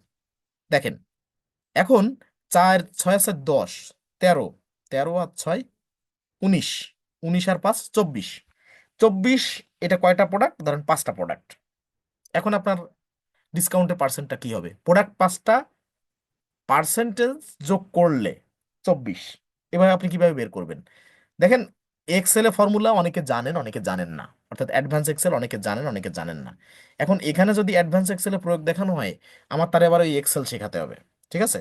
এই জন্য যে জানেন সে ক্যালকুলেটর আপনার না ব্যবহার করেও এক্সেলে আপনি করে নিতে পারতেছেন অ্যাডভান্স এক্সেল। ঠিক আছে? কিন্তু আমি দেখাচ্ছি এখানে সবার উদ্দেশ্যে, যাতে সবার মানে ক্যালকুলেটরের সাথে সবাই পরিচিত। তো ধরেন এই সবগুলো যোগ করে আমার হয়েছে 24। 24, এখন প্রোডাক্ট ধরেন 5টা। এখন 24কে ডিরেক্ট এইখান থেকে যে পার্সেন্টগুলো যোগ করছেন, সেই যোগ করাটাকে 24কে ডিরেক্ট ভাগ দিবেন প্রোডাক্ট সংখ্যা দিয়ে, 5টা প্রোডাক্ট ইকুয়াল টু দেন দেখেন 4.8। যদি এখানে 5টা প্রোডাক্ট হতো, প্রোডাক্ট 5টা এবং ভ্যারাইটিস বিভিন্ন রকমের পার্সেন্ট, বা যদি 5টা সেম পার্সেন্ট হতো, তাও আমাদের এভাবে বের করতে হতো। ঠিক আছে? মানে আপনারা যাতে মনে না করেন এখানেও 4 এখানেও 4, তার মানে কি এই জন্য কি 4 নাকি? না, এই 4 4 যোগ করে 8 হয়েছে, আর প্রোডাক্ট দুটো দিয়ে ভাগ করতে হয়েছে, 8/2, 4। আর এখানে 24 হয়েছে, 24কে ভাগ দিতে হয়েছে 5টা প্রোডাক্ট, এই জন্য 5 দিয়ে। এর ক্যালকুলেশন হয়েছে 4.8। ওকে, যার কারণে ওইখানে 4.8 হবে। এইরকম আপনাদের যদি প্রোডাক্ট হয় 200, সাপোজ প্রোডাক্ট 200, আর ভ্যারাইটিস রকমের ডিসকাউন্ট যদি থাকে, সেক্ষেত্রেও কিন্তু এই সেম প্রসিডিউর থাকবে, যে আগে যোগ করতে হবে প্রোডাক্ট সংখ্যা, মানে সরি, প্রোডাক্টের যে পার্সেন্টেজ থাকবে ডিসকাউন্টের, সেটা দিয়ে যোগ করতে হবে। যোগ করার পর কয়টা প্রোডাক্ট সেটা দিয়ে ভাগ করলে আপনার এক্সাক্ট ডিসকাউন্ট গিভেন যে পার্সেন্টটা, সেটা আপনি পেয়ে যাবেন। যাক, আমরা এখানে এক্সেল ফাইলে দেখালাম, এটা আমরা একটু উইথড্র করে দিচ্ছি। ওকে, তার মানে আমি বুঝাতে পারছি, এই জন্য এখানে 4 4 দুটো জায়গায় 4 রয়েছে, তার কারণে আমরা 4 দিই নাই। এটা অন্তত আপনি বুঝলেন। আচ্ছা, তাহলে আমরা এখন কিন্তু সবকিছু ঠিকঠাক আছে, তাহলে ডিসকাউন্ট পার্সেন্ট এখানে দিব কত? ধরেন 4। ঠিক আছে, আমাদের পার্সেন্টেজে ডিসকাউন্ট দিয়েছে, আর কত পার্সেন্ট? 4%। তাহলে আমি দিয়ে দিয়েছি, দিয়ে দিলে কিন্তু অটোমেটিক্যালি আমার এটা সবকিছু ফিল আপ হয়ে গেল। এখন দেখেন, মেসেজ অন ইনভয়েস, আপনার যদি এই ইনভয়েসে কোনো কিছু নোট আকারে রাখা লাগে, মেসেজ কোনো কিছু দেওয়ার আগে, দেখেন কি বলছে, this will show up on the invoice. ঠিক আছে, এটা শো আপ হবে ইনভয়েসে। যদি আপনি স্পেশাল কিছু লিখতে চান, তাহলে ধরেন এটা আপনি লিখে দিতে পারেন, যেটা শো আপ হবে ইনভয়েসে। আচ্ছা, এরপরে কি? Message on statement. এই যে যে ইনভয়েসটা, এটার ইম্প্যাক্টটা যখন স্টেটমেন্টে পড়বে, সেখানে যদি আপনি স্পেশাল কোনো মেসেজ লিখতে চান, দেখেন এখানে কি বলছে, if you send statement to customers, this will show up as the description for this invoice. যে আপনার এই স্টেটমেন্টটা যদি কোনো কাস্টমারকে আপনি দিতে চান, তাহলে এটা শো আপ হবে তার ডেসক্রিপশনে। ঠিক আছে, অ্যাজ এ ডেসক্রিপশনে আপনার এটা শো আপ হবে এই ইনভয়েসটাই। আচ্ছা, এটা গেল মেসেজ অন স্টেটমেন্ট। এবার অ্যাটাচমেন্ট, যদি কোনো স্পেশাল অ্যাটাচমেন্ট আপনি রাখতে চান, যেটার সাইজ সর্বোচ্চ হবে 20 MB, 20 MB। ঠিক আছে, সেরকম একটা অ্যাটাচমেন্ট, হয়তো কোনো পিডিএফ বা ইম্পর্টেন্ট কোনো ডকুমেন্ট রাখতে পারেন, এ ধরনের যদি কোনো কিছু থাকে তাহলে এটা রাখতে পারবেন। ওকে, এখন চলেন আমরা এটাকে সেভ অ্যান্ড সেন্ড করবো না, প্রথমে আপনার সেভ অ্যান্ড সেন্ড আসবে। আপনি এই ড্রপ ডাউনে এইখানে এইখানে ক্লিক করবেন, ক্লিক করে দেখেন এখানে save and new, save and close, save and as share link, save and share WhatsApp, সব কিছু করতে পারবেন। আমরা সেভ অ্যান্ড ক্লোজ করলাম, সেভ অ্যান্ড ক্লোজ করলাম, তাহলে আমার ইনভয়েসটা সেভ হলো এবং ইনভয়েসের নাম্বারিংটা হয়ে গেলো, এই যে ইনভয়েস 1001 সেভড। এখন আপনি যাবেন কই? অল সেলসে চলে আসেন, সেলসের আন্ডারে অল সেলসে চলে আসেন, দেখবেন এখন ইনভয়েসটা দেখা যাচ্ছে। এখন দেখা যাচ্ছে না এখনো, তার মানে কি? কেন দেখা যাচ্ছে না আপনি একটু খেয়াল করেন তো, ধরতে পারেন কিনা। এইখানে দেখেন কোনো একটা জিনিস আছে যার কারণে দেখা যাচ্ছে না। আমাদের ইনভয়েসটা কত সালের, 2022 সালের ডিসেম্বরের 14 তারিখে, আজকের ডেটের থেকে অনেক দিন আগের, অর্থাৎ 2.5 বছর, প্রায় 3 বছরের কাছাকাছি। এখন এখানে এসে দেখেন সব কিছু আছে, এখানে এস্টিমেট আছে জিরো, আনবিল্ড ইনকাম সব জিরো জিরো ফিল্ডগুলা। আপনি দেখেন এই যে ডেট রেঞ্জ, এখানে কমান্ড দেওয়া যায়, ঠিক আছে, এখানে বিভিন্ন রেঞ্জ দেওয়া যায়। ডিফল্টে সবসময় লাস্ট 12 মান্থ থাকে, ঠিক আছে। এই অল সেলসে আসলে ডিফল্টে ডেট ফরম্যাটটা সবসময় লাস্ট 24 মান্থ দেওয়া থাকে, ঠিক আছে। এখান থেকে আমি যদি অল করে দিই, দেখেন তো এবারে দেখা যায় কিনা। এই যে ইনভয়েস, ইনভয়েস 1001 ক্রিস স্মিথ, এটা দেখা যাচ্ছে এখন ওভার ডিউতে। ওভার ডিউ আমরা বলতে কি বুঝি, যে নেট 30 ডেজ, নেট 30 ডেজের ভিতরে যদি আমি যদি কারোর কাছে বিক্রি করি, যে না সর্বোচ্চ 30 দিনের জন্য আমি আপনার কাছে বাকিতে বিক্রি করছি, এই 30 দিনের ভিতরে যদি কেউ পে করে কোনো কাস্টমার, তাহলে এটা কিন্তু কনভার্ট হয়ে যাচ্ছে বা আমি রিসিভ পেমেন্ট করে ফেলতেছি। কিন্তু যদি এই 30 দিন পার হয়ে যাওয়ার পরে, এই 30 দিনের ভিতরে যদি কেউ পেমেন্ট না করে, এটা যখন 31 দিনে পড়ে যাবে, তখনই কিন্তু এটা ওভার ডিউতে চলে যায়। এটা আমরা জানি আশা করি, ঠিক আছে। আচ্ছা, এখন আমরা একটা ইনভয়েস কিভাবে ক্রিয়েট করতে হয় বা রেকর্ড করতে হয়। এখানে আমার দুটো ট্রানজাকশন, সরি, দুটো প্রোডাক্ট ছিল, এখানে যদি দুটো জায়গায় 200 প্রোডাক্ট দেয়, এর পরবর্তীতে প্রত্যেকটা প্রোডাক্ট এভাবে রিপিট হতে থাকবে। এখানে যেমন ডিসকাউন্টটা পার্সেন্টেজে আছে, যদি কখনো পার্সেন্টেজে না থাকে, ডিসকাউন্ট অন ভ্যালু এরকম যদি থাকে, তাহলে ভ্যালু মানে কত টাকা ডিসকাউন্ট, সেই ভ্যালুটা আমরা বসায় দিতে পারবো। আর পার্সেন্টেজ বেশি হলে কেমনে কি করতে হবে তাও আমরা আশা করি আহ বুঝতে পারবো, ঠিক আছে। এখন আমাদের কথা হচ্ছে, এখানে দুইটা জায়গা রিপিট যদি এখন করা হয়, আরো করা যাবে, আরো করা যাবে, সেটা কোনো মানে ক্রিটিক্যাল ইস্যু না। ক্রিটিক্যাল ইস্যু হচ্ছে আমাদের প্রথম অবস্থায় সবগুলো টুলসের প্রসিডিউর ওয়াইজ প্রত্যেকটা টুলসের কাজ আমরা শিখবো, তারপরে প্র্যাকটিস করার জন্য আমরা অফুরন্ত টাইম পাবো। কিন্তু টুলসের কাজ আমার জানা না থাকলে তখন কিন্তু পিছনে পড়ে যাবো, ঠিক আছে। আচ্ছা, তাহলে আমরা ইনভয়েস রেকর্ড করলাম, এখন আমরা কি করব, এখন আমাদের কাজ হবে রেকর্ড এস্টিমেট। এখন এস্টিমেটটা কি, ধরেন আগে তো বলে রাখছি যে এস্টিমেটটা নন পোস্টিং আইটেম। নন পোস্টিং আইটেম কি, যেটা আমাদের সরাসরি রিপোর্টে হিট করে না, জাস্ট যেটা আমরা রেকর্ড করে রাখি, সেটাই নন পোস্টিং আইটেম, ঠিক আছে। যেটা আমাদের ফিনান্সিয়াল কোনো রিপোর্টে ইম্প্যাক্ট ফেলে না, জাস্ট রেকর্ড করা থাকে, ঠিক আছে। এখন এস্টিমেটটা কি, ধরেন আপনাকে আপনার কোনো কাস্টমার বলল যে আমি এই এই প্রোডাক্ট নিব, আমাকে যেহেতু ফার্মাসিউটিক্যাল ডাটাবেজে আমরা প্র্যাকটিস করতেছি, যদি আপনাকে বলে যে আমি প্রতি মাসে 1 লক্ষ টাকার প্রোডাক্ট নিব, একটা না 6 মাস নিব, তা আপনাকে 6 লক্ষ টাকা, 6 মাসে যে উনি 6 লক্ষ টাকার প্রোডাক্ট নিবে তার একটা খসড়া পাঠাবে, ঠিক আছে, ফরমায়েশ পাঠাবে বাংলা যেটাকে বলে। তা এই যে যে ফরমায়েশ পাঠানো বা খসড়া পাঠানো, এটা কি, এটা যে উনি না নেওয়া পর্যন্ত ধরে নেওয়া যাবে না যে উনি নিবে। উনি নিবে, উনি সেভাবে একটা ফরমাইশ পাঠিয়েছে। তাহলে যদি এটা যেটা মানে উনি যে পাঠাবে, এই পাঠানো আমি রেকর্ড করে রাখলাম, যে উনি বললো আমি 6 মাসে এই প্রোডাক্ট নিব, এই ব্যাপার, আমি প্রত্যেক মাসে মানে একবারে নিব না, 6 মাসে 6 লাখ টাকার প্রোডাক্ট নিব, এই যে আপনাকে 6 লাখ টাকার ইনভয়েস, সরি, এস্টিমেট পাঠালাম, আপনি কনভার্ট করে প্রতি মাসে 1 লাখ টাকার প্রোডাক্ট পাঠাবেন। বক্তব্য উনি যতই দেই, আমরা বড়জোর রেকর্ড করতে পারি ওটাকে, যে ওনার ইনফরমেশনগুলো কি কি প্রোডাক্ট লাগবে, এই 6 মাসে কি কি লাগবে, সেগুলো সব রেকর্ড করে রাখতে পারি। কিন্তু যতক্ষণ না পর্যন্ত উনি বলবে যে ঠিক আছে, আমি তো এস্টিমেট পাঠিয়েছিলাম, এখন থেকে আপনি এটাকে কনভার্ট করে, যেমন এই ফেব্রুয়ারি মাস থেকে আপনি আমাকে প্রোডাক্ট পাঠান, তখন কিন্তু প্রোডাক্ট পাঠানোর পর ওইটা আমার রিপোর্টে হিট করবে, তার আগে কিন্তু রিপোর্টে হিট করবে না, ঠিক আছে। এখন বিষয়টা আমি আরেকটু বলি, যারা ভালো ভালো প্রফেশনে আছেন কমার্স ব্যাকগ্রাউন্ড থেকে, তারা এগুলো ইজি টাস্ক তাদের কাছে। কিন্তু তারপরও আমার প্রসিডিউর যেটা, যে একটা কোর্সের ইনভলভ থাকলে আমি একটু চেষ্টা করি আমার জায়গা থেকে একটু ক্লিয়ার করার, কারণ আপনি হয়তো আপনার কাছে এটা জানা বিষয়, কিন্তু আপনার অন্যান্য বিষয়গুলোতে যেতে আমি যদি এটা টাচ না দিই, তাহলে হুট করে যে আমি আপনাকে তো কোনো মানে বড় আহ, যে আগে থেকেই এগুলো কিছু দেখানো না, হুট করে একেবারে পরবর্তী স্টেপে চলে গেলাম, প্রথমে ব্যাংক রিকনসিলিয়েশনে চলে গেলাম, ব্যাপারটা কিন্তু এরকম না। এই প্রসিডিউরগুলো শেষ করে স্টেপ বাই স্টেপ আমরা কিন্তু আগাবো, ঠিক আছে। আচ্ছা, যেটা বলতেছিলাম যে রেকর্ডিং এস্টিমেট, এটা আমাকে যদি আমার কাস্টমার পাঠায়, সেক্ষেত্রে আমি রেকর্ড করে রাখতে পারি। তাহলে কিভাবে একটা এস্টিমেট রেকর্ড করতে হয় এবং কি কি ইনফরমেশন থাকে, কি কি প্রসিডিউর, সেটা দেখব। ঠিক আছে। এখন এই যে এই এস্টিমেট, প্রথমে চলে যাবেন এস্টিমেট এই যে প্রথমটা ইনভয়েস অন ছিল এই পাশে, আমরা এখন এস্টিমেটে চলে যাব। এস্টিমেটে চলে যে অ্যালেক্স ব্ল্যাকি আমাদের কাস্টমার, এস্টিমেট ডেট কত, 2 ডিসেম্বর 2022।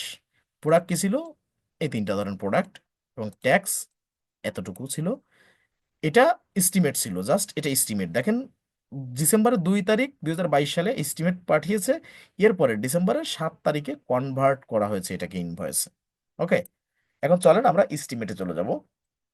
এস্টিমেট কিভাবে রেকর্ড করতে হয়, এখানে এসে আমরা অল সেলসের এখান থেকে, এইখানে আমার কোনো কাজ নাই, আমি এস্টিমেট এখান থেকেও রেকর্ড করতে পারি। একই জিনিস, এই যে ক্রিয়েট অ্যান এস্টিমেট এখান থেকেও করতে পারি, আর প্লাস নিউ আইকনে কাস্টমারের আন্ডারে এখান থেকেও করতে পারি। তো ধরেন আমরা এখান থেকে প্লাস নিউ আইকন থেকে সহজে শিখি। আচ্ছা, ওই সেম দুই জায়গা ক্লিক করলেই সেম আসবে। আচ্ছা, এস্টিমেটে ক্লিক করলাম। এস্টিমেটে ক্লিক করলে ইনফরমেশনগুলো সব দিয়ে আমরা এবার এস্টিমেটটা রেকর্ড করব। এখন এখানে দেখেন এস্টিমেটের আগে সবকিছু চুজ করার আগে একটু যাই, দেখেন কয়েকটা স্ট্যাটাস থাকে। এই দেখেন এইখানে পেন্ডিং লেখা আছে, এখানে ড্রপ ডাউনে ক্লিক করি, এই পেন্ডিং এখানেও আবার পেন্ডিং লেখা, আবার ড্রপ ডাউনে ক্লিক করি। দেখেন 4টা স্টেজ থাকে এস্টিমেটের। প্রথমে আপনি যদি কোনো কাস্টমারের এস্টিমেটটা রেকর্ড করেন আপনার কোম্পানির সফটওয়্যারে, কুইকবুকসে, তখন এটা পেন্ডিং অবস্থায় থাকবে। জাস্ট রেকর্ড অবস্থায় যখন রেকর্ড করবেন তখন পেন্ডিং অবস্থায় থাকবে। এই পেন্ডিং থাকার পরে এটাকে যতক্ষণ আপনি অ্যাকসেপ্ট না করেন, ঠিক আছে, ততক্ষণ এটা পেন্ডিং থাকবে। যখন আপনি পেন্ডিং থাকার পরে আগে করতে হবে অ্যাকসেপ্ট, অ্যাকসেপ্ট হলে তখন স্ট্যাটাস থাকবে অ্যাকসেপ্টেড। আপনি কিন্তু রিজেক্টও করে দিতে পারেন, আপনি ক্যান্সেলও করে দিতে পারেন, সেক্ষেত্রে কিন্তু তখন আর অ্যাকসেপ্টেড হবে না। এই জন্য পেন্ডিং এর পরে আপনি যাচাই বাছাই করে অ্যাকসেপ্ট করলে তখন অ্যাকসেপ্টেড লেখা থাকবে। এরপরে ওই ইনভয়েসটা যতক্ষণ না পর্যন্ত, ধরেন 1,000 টাকার একটা, সরি এস্টিমেট, ইনভয়েস বলতেছি এস্টিমেট, ধরেন কোনো একটা এস্টিমেট আপনি রেকর্ড করলেন, প্রথমে পেন্ডিং অবস্থায় থাকলো, এরপরে ওটাকে অ্যাকসেপ্ট করলেন, তারপরে অ্যাকসেপ্টেড হলো। এরপরে যদি ধরেন 1,000 টাকার একটা এস্টিমেট ছিল, এই 1,000 টাকার এস্টিমেটটা সম্পূর্ণরূপে যে যদি কখনো কনভার্ট না করা হয় ততক্ষণ কিন্তু ক্লোজ এই স্ট্যাটাসে যাবে না। যেমন 1,000 টাকার এস্টিমেট যদি থাকে, ধরেন উনি প্রোডাক্ট নিচ্ছে, আজকে কি 500 টাকার, কালকে কি 200 টাকার, পরের দিন 100 টাকার, এভাবে 700 800 টাকার প্রোডাক্ট নিয়েছে, কিন্তু 200 টাকার প্রোডাক্টটা নেয়নি, অথচ এস্টিমেটটা ছিল 1,000 টাকার। যতক্ষণ না পর্যন্ত পুরো 1,000 টাকার প্রোডাক্ট না নিবে ততক্ষণ পর্যন্ত এটা ক্লোজড স্ট্যাটাসে যাবে না। ঠিক আছে, ওটা থাকবে, পার্শিয়ালি এস্টিমেট করা থাকবে, কিন্তু পুরো ইনভয়েসটা, সরি পুরো এস্টিমেটটা, 100% এস্টিমেটে যে টাকা ছিল সেই ভ্যালুটা 100% যতক্ষণ ইনভয়েসে কনভার্ট না হবে ততক্ষণ পর্যন্ত কিন্তু ক্লোজড স্ট্যাটাস আসবে না। 100% কাভার করা হয়ে গেলে তখন কিন্তু ক্লোজড এই স্ট্যাটাসটা আসবে। আর যদি যে কোনো কারণে আপনি ক্যান্সেল করে দেন ইনভয়েসটা, সরি এস্টিমেটটা যদি আপনি ক্যান্সেল করে দেন কোনো কারণে, তখন কিন্তু এটা রিজেক্টেড লেখা থাকবে স্ট্যাটাস। এই 4টা স্ট্যাটাস হচ্ছে এস্টিমেটের স্ট্যাটাস, 4টা পজিশনে যে 4টা স্ট্যাটাস, এই জন্য একটু ব্যাখ্যা করে দিলাম প্রথমে। আচ্ছা, এখন আমাদের কি হবে, এ দেখেন এস্টিমেটের কি কি আছে, কোথায় কি কি আছে, ইনভয়েস তো দেখছেন আর এস্টিমেটেডটাও দেখেন প্রায় সিমিলার। ঠিক আছে, খুব বেশি তফাৎ কিন্তু নাই। এখন আমরা একটু রেকর্ড করব, চলেন যাই। এখানে আছে কি, প্রথমে আছে কে, আমার অ্যালেক্স ব্ল্যাকি আছে, কাস্টমার নেম কপি করলাম। কপি করলে এখানে আমি পেস্ট করব, choose a customer Alex Blackie, এখন দেখবো উনি ডাটাবেজ আছে কিনা। কপি পেস্ট করলাম কেন, প্রতিনিয়ত কপি পেস্ট করলে আপনার ভুল হবে না। হয়তো আপনার 5টা বায়ারের সাথে আপনি যখন কাজ করবেন ওয়ান বাই ওয়ান, পুরো মাসে 5জনের সাথে প্রজেক্ট বেস কাজ থাকবে আপনার ফাইবারে, আপওয়ার্কে, তখন আপনি ওই কাস্টমারের নাম দেখে বলতে পারবেন না। ঠিক আছে, এখন নয় প্র্যাকটিস করতেছেন বিধায় অ্যালেক্স বেলা কি কি অ্যাড করছেন কিনা আপনার ধারণা আছে। যখন 5জনের সাথে কাজ করবেন তখন হয়তো নাম দেখে মনে পড়তেও পারে, নাও পড়তে পারে। এই জন্য আপনার ওই কাস্টমারকে কপি করে এখানে পেস্ট করবেন, তাহলে বুঝতে পারবেন এই কাস্টমার আপনার ডাটাবেজে আছে কিনা। আর যদি ডাটাবেজে না থাকে তাহলে অ্যাড নিউতে যে কিভাবে অ্যাড করতে হয় আপনি ম্যানুয়ালি কাস্টমার অ্যাড করা শিখছেন। ওকে, তো চলেন অ্যালেক্স বেলা কি আমাদের ডাটাবেজে আছে, যদি থাকে তাহলে এখানে নিচে এই যে কাস্টমার লেখা থাকবে, অ্যালেক্স বেলা কি লেখা থাকবে। তো উনি আসে বিধে আমরা সিলেক্ট করে দিলাম। সিলেক্ট করে দেওয়ার পরে দেখবেন ওনার ইমেইল, ওনার বিলিং অ্যাড্রেস, শিপিং অ্যাড্রেস সবকিছু চলে আসবে। এখন এস্টিমেট ডেট কত, এস্টিমেট ডেট 2022 ডিসেম্বর 2। ঠিক আছে, 2022 ডিসেম্বর 2 এস্টিমেট ডেট। আচ্ছা, এক্সপায়ারি ডেট আমাদের এখানে দেওয়ার দরকার হবে না, ঠিক আছে। এরপরে শিপ ভায়া, অর্থাৎ যদি কোন কুরিয়ারে বা কোন পরিবহনে যদি পাঠানোর ইনফরমেশন থাকে, কুইক বুকস আপনাকে সব রকম সুবিধা দিয়ে রাখছে, সব রকম টুলসের স্কোপ করে রাখছে। আপনার যেটা যেটা প্রয়োজন হবে, বায়ার আপনাকে যা প্রোভাইড করবে সেই ইনফরমেশনটুকু আপনি দিবেন। এখানে আন্দাজে তো কোনো ইনফরমেশন আমরা দিব না। আমাদের যদি 2 টাকা দেয়, আমরা 5 টাকা খরচ করবো কেমনে? এই জন্য আপনাকে ইনফরমেশন যতটুকু দিবে ততটুকু দিবেন।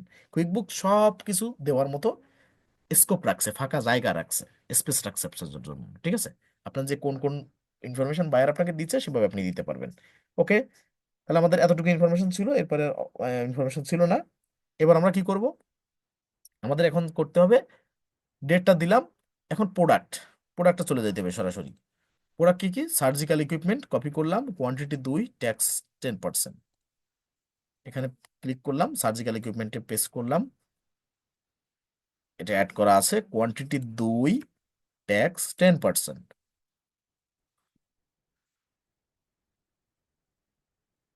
উনি দুইয়ের জায়গায় 200 পিসও নিতে পারে। আপনি যদি 2 দিয়ে বোঝেন, 200 একটা সংখ্যা মাত্র আপনার কাছে, ঠিক আছে। এই জন্য আমি বোঝানোর সময় একটু লোড কম দিচ্ছি, কারণ লোড মানে নেওয়ার মতো ডাটাবেস প্রচুর পাবেন, আর সেভাবে প্র্যাকটিসও করতে পারবেন, সমস্যা নেই।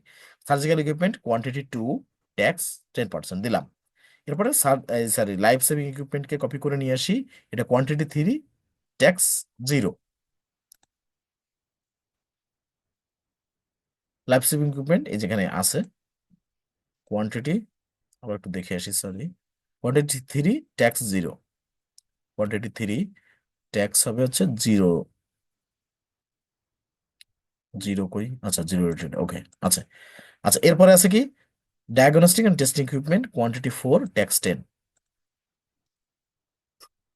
ডায়াগনস্টিক অ্যান্ড টেস্টিং ইকুইপমেন্ট, এই যে, উফ, এটা অ্যাড হলো না কেন? ওকে, এই যে, হ্যাঁ, ডায়াগনস্টিক টেস্টিং ইকুইপমেন্ট গেল। এটা হচ্ছে কোয়ান্টিটি 4, ট্যাক্স 10%। Quantity 4, tax 10%। ওকে, এটা দিলাম। এটা দিয়ে এখন আমার আর কোনো ইনফরমেশন দিতে বাকি আছে? ডিসকাউন্ট নাই দেওয়া, ডিসকাউন্ট কোনো কিছু দেওয়া নাই। আমার যে ইনফরমেশন আগেরটাই ছিল ডিসকাউন্ট দেওয়া, আগেরটা দিছিলাম, এখানে নাই বিদায় আমি এখানে দিচ্ছি না। ওকে, এবার আমরা কিন্তু সেভ অ্যান্ড ক্লোজ করবো, আর যদি কোনো ইনফরমেশন থেকে থাকে, না, এখানে যা যা ইনফরমেশন ছিল সব দিয়েছি।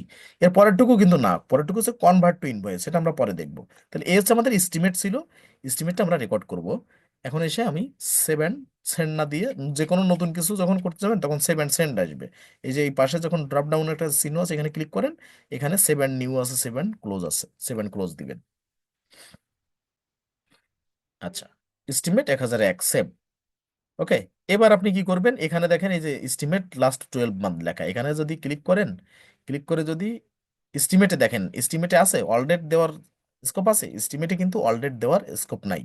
আপনি কাস্টম ডেট করতে পারেন, যে 2018 সাল থেকে আজকের ডেট, সেভাবে করতে পারেন। কিন্তু এখানে লাস্ট 12 মান্থ আছে, কিন্তু অল ডেট কিন্তু এখানে যেমন অল স্ট্যাটাস এরকম কিন্তু নাই, ঠিক আছে। এই জন্য আমরা এই এস্টিমেটে খুঁজবো না, এস্টিমেট রেকর্ড করব, কিন্তু এস্টিমেটে আমাদের খুঁজে লাভ নাই। আমরা কি করব? অল সেলসে চলে যাব। ওই অল সেলসে গেলে এস্টিমেটও খুঁজে পাবো, ইনভয়েসও খুঁজে পাবো, প্রোডাক্ট সার্ভিস কাস্টমার এগুলোর ইনফরমেশনগুলো পাবো। এই যে আপনি প্রথম যখন একটা ইনভয়েস করবেন, স্যার এস্টিমেট করবেন, তখন এই ইনফরমেশনগুলো আসবে, ভিউ, ট্রানজ্যাকশন ডিটেইলস, সব আপনি জাস্ট একটু নেক্সট নেক্সট করে দিবেন। যা আসুক, আপনার পড়েও নেক্সট করতে পারেন, না পড়েও নেক্সট করতে পারেন, সমস্যা নেই। এখন দেখেন, এই ইনভয়েসটা আগে আমরা, সরি, এই যে এই ক্রিস স্মিথের সাথে ইনভয়েসটা করছিলাম বিধায় পরেরটা কিন্তু এস্টিমেটটা আমার রেকর্ড করলেই শো করছে।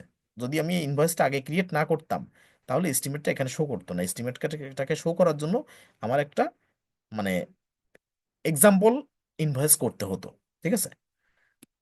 আচ্ছা, তার আগে আমি একটু দেখি, কিছু মনে করবেন না। ক্লাসে অনেককে আমি পাই, মাঝে মধ্যে অনেককে পাচ্ছি না।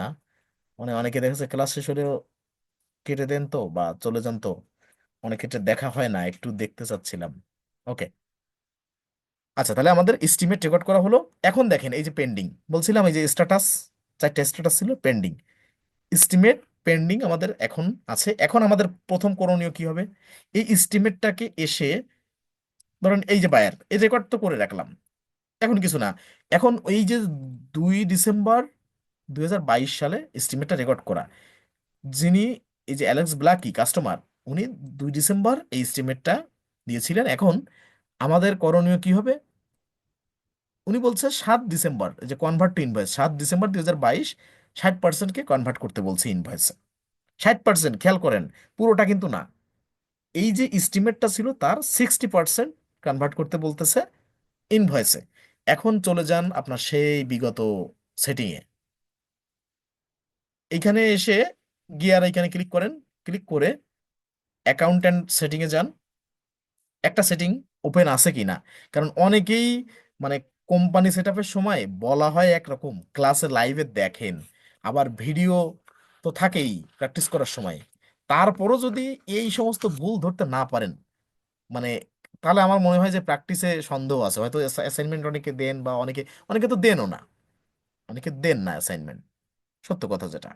ঠিক আছে, কি মনে করেন আমি জানি না, যা হোক সেটা ব্যাপার না, আপনার পার্সোনাল ইস্যু। আপনি যদি বোঝেন যে অ্যাসাইনমেন্ট না দিয়ে আমি পারতেছি, আমি শিখতেছি অনেক, সেটা আপনার যেটা মানে ভালো হয়, ব্যাপার না। আচ্ছা, এখানে আমার যেটা দেখানোর বিষয় সেটা হচ্ছে কোম্পানির এখানে এসে অ্যাডভান্স সেটিংয়ে যাব। অ্যাডভান্স সেটিংয়ে এসে একটা বিষয় মনে আছে।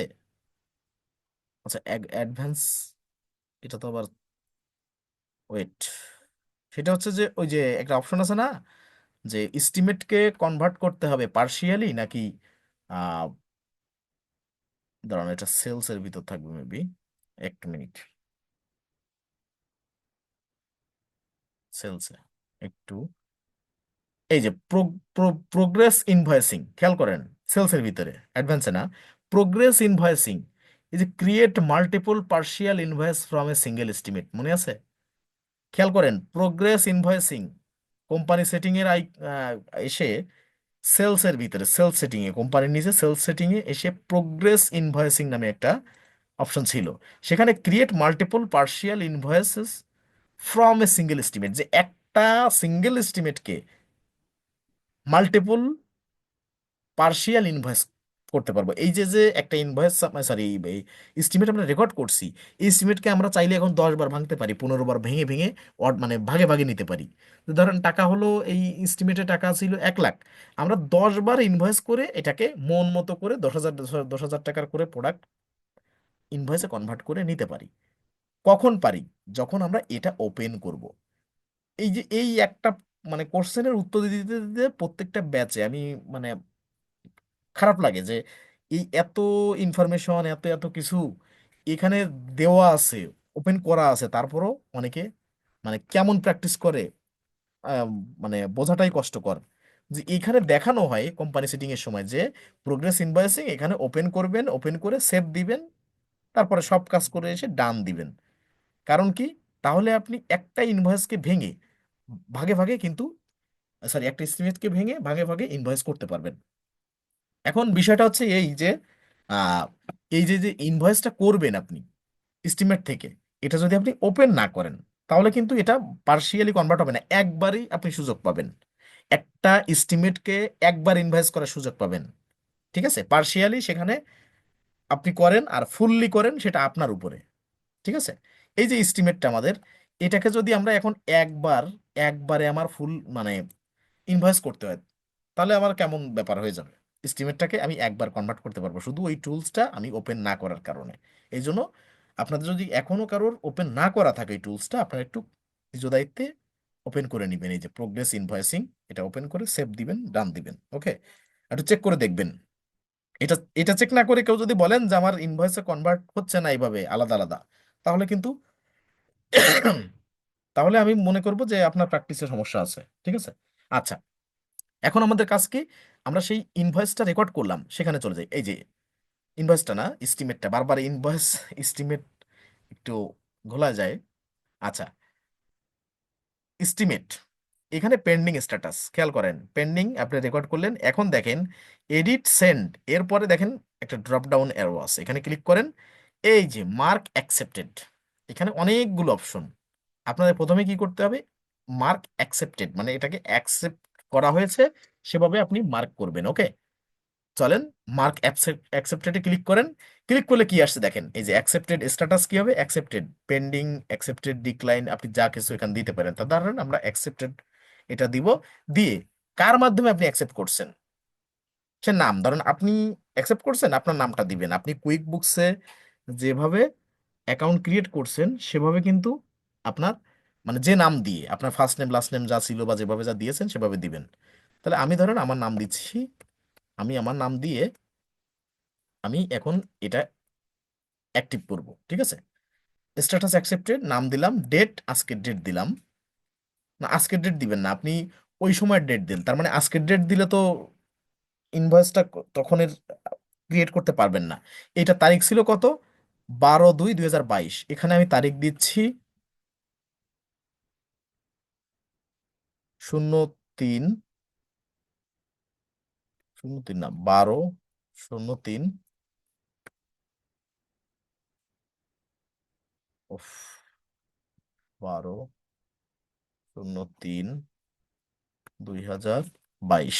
ওকে, তার মানে 2 তারিখে ইনভয়েস এস্টিমেটটা করা হয়েছিল, 3 তারিখে এটা অ্যাকসেপ্ট করা হলো। এই ডেট দিলাম দিয়ে ওকে। এবার দেখেন এই যে অ্যাকসেপ্টেড, স্ট্যাটাসটা অ্যাকসেপ্টেড চলে আসছে, খেয়াল করেন। এখন দেখেন, তার মানে প্রথম কাজ আমাদের পেন্ডিং ছিল একটা রেকর্ড করার পর এস্টিমেট, এরপরে আমাদের অ্যাকসেপ্ট করতে হলো, কিভাবে করলাম তাও দেখলাম। এখন আমাদের কি হবে, এখন আমাদের পরবর্তী স্টেপ সেটা হচ্ছে কি, এই যে এখানে এক্সেল ফাইলে যে তথ্য দেওয়া আছে কনভার্ট টু ইনভয়েস, 7 তারিখে, 7 ডিসেম্বর 2022, ওই কাস্টমার বলছে, ধরেন অ্যালেক্স ব্লাকি এই যে এস্টিমেটটা পাঠাইছিল আমাদের, ঠিক আছে, আমরা রেকর্ড করছি এস্টিমেটটা। এখন এক্ষেত্রে আমরা কি করব, কনভার্ট টু ইনভয়েস, এটাকে ইনভয়েসে কনভার্ট করব।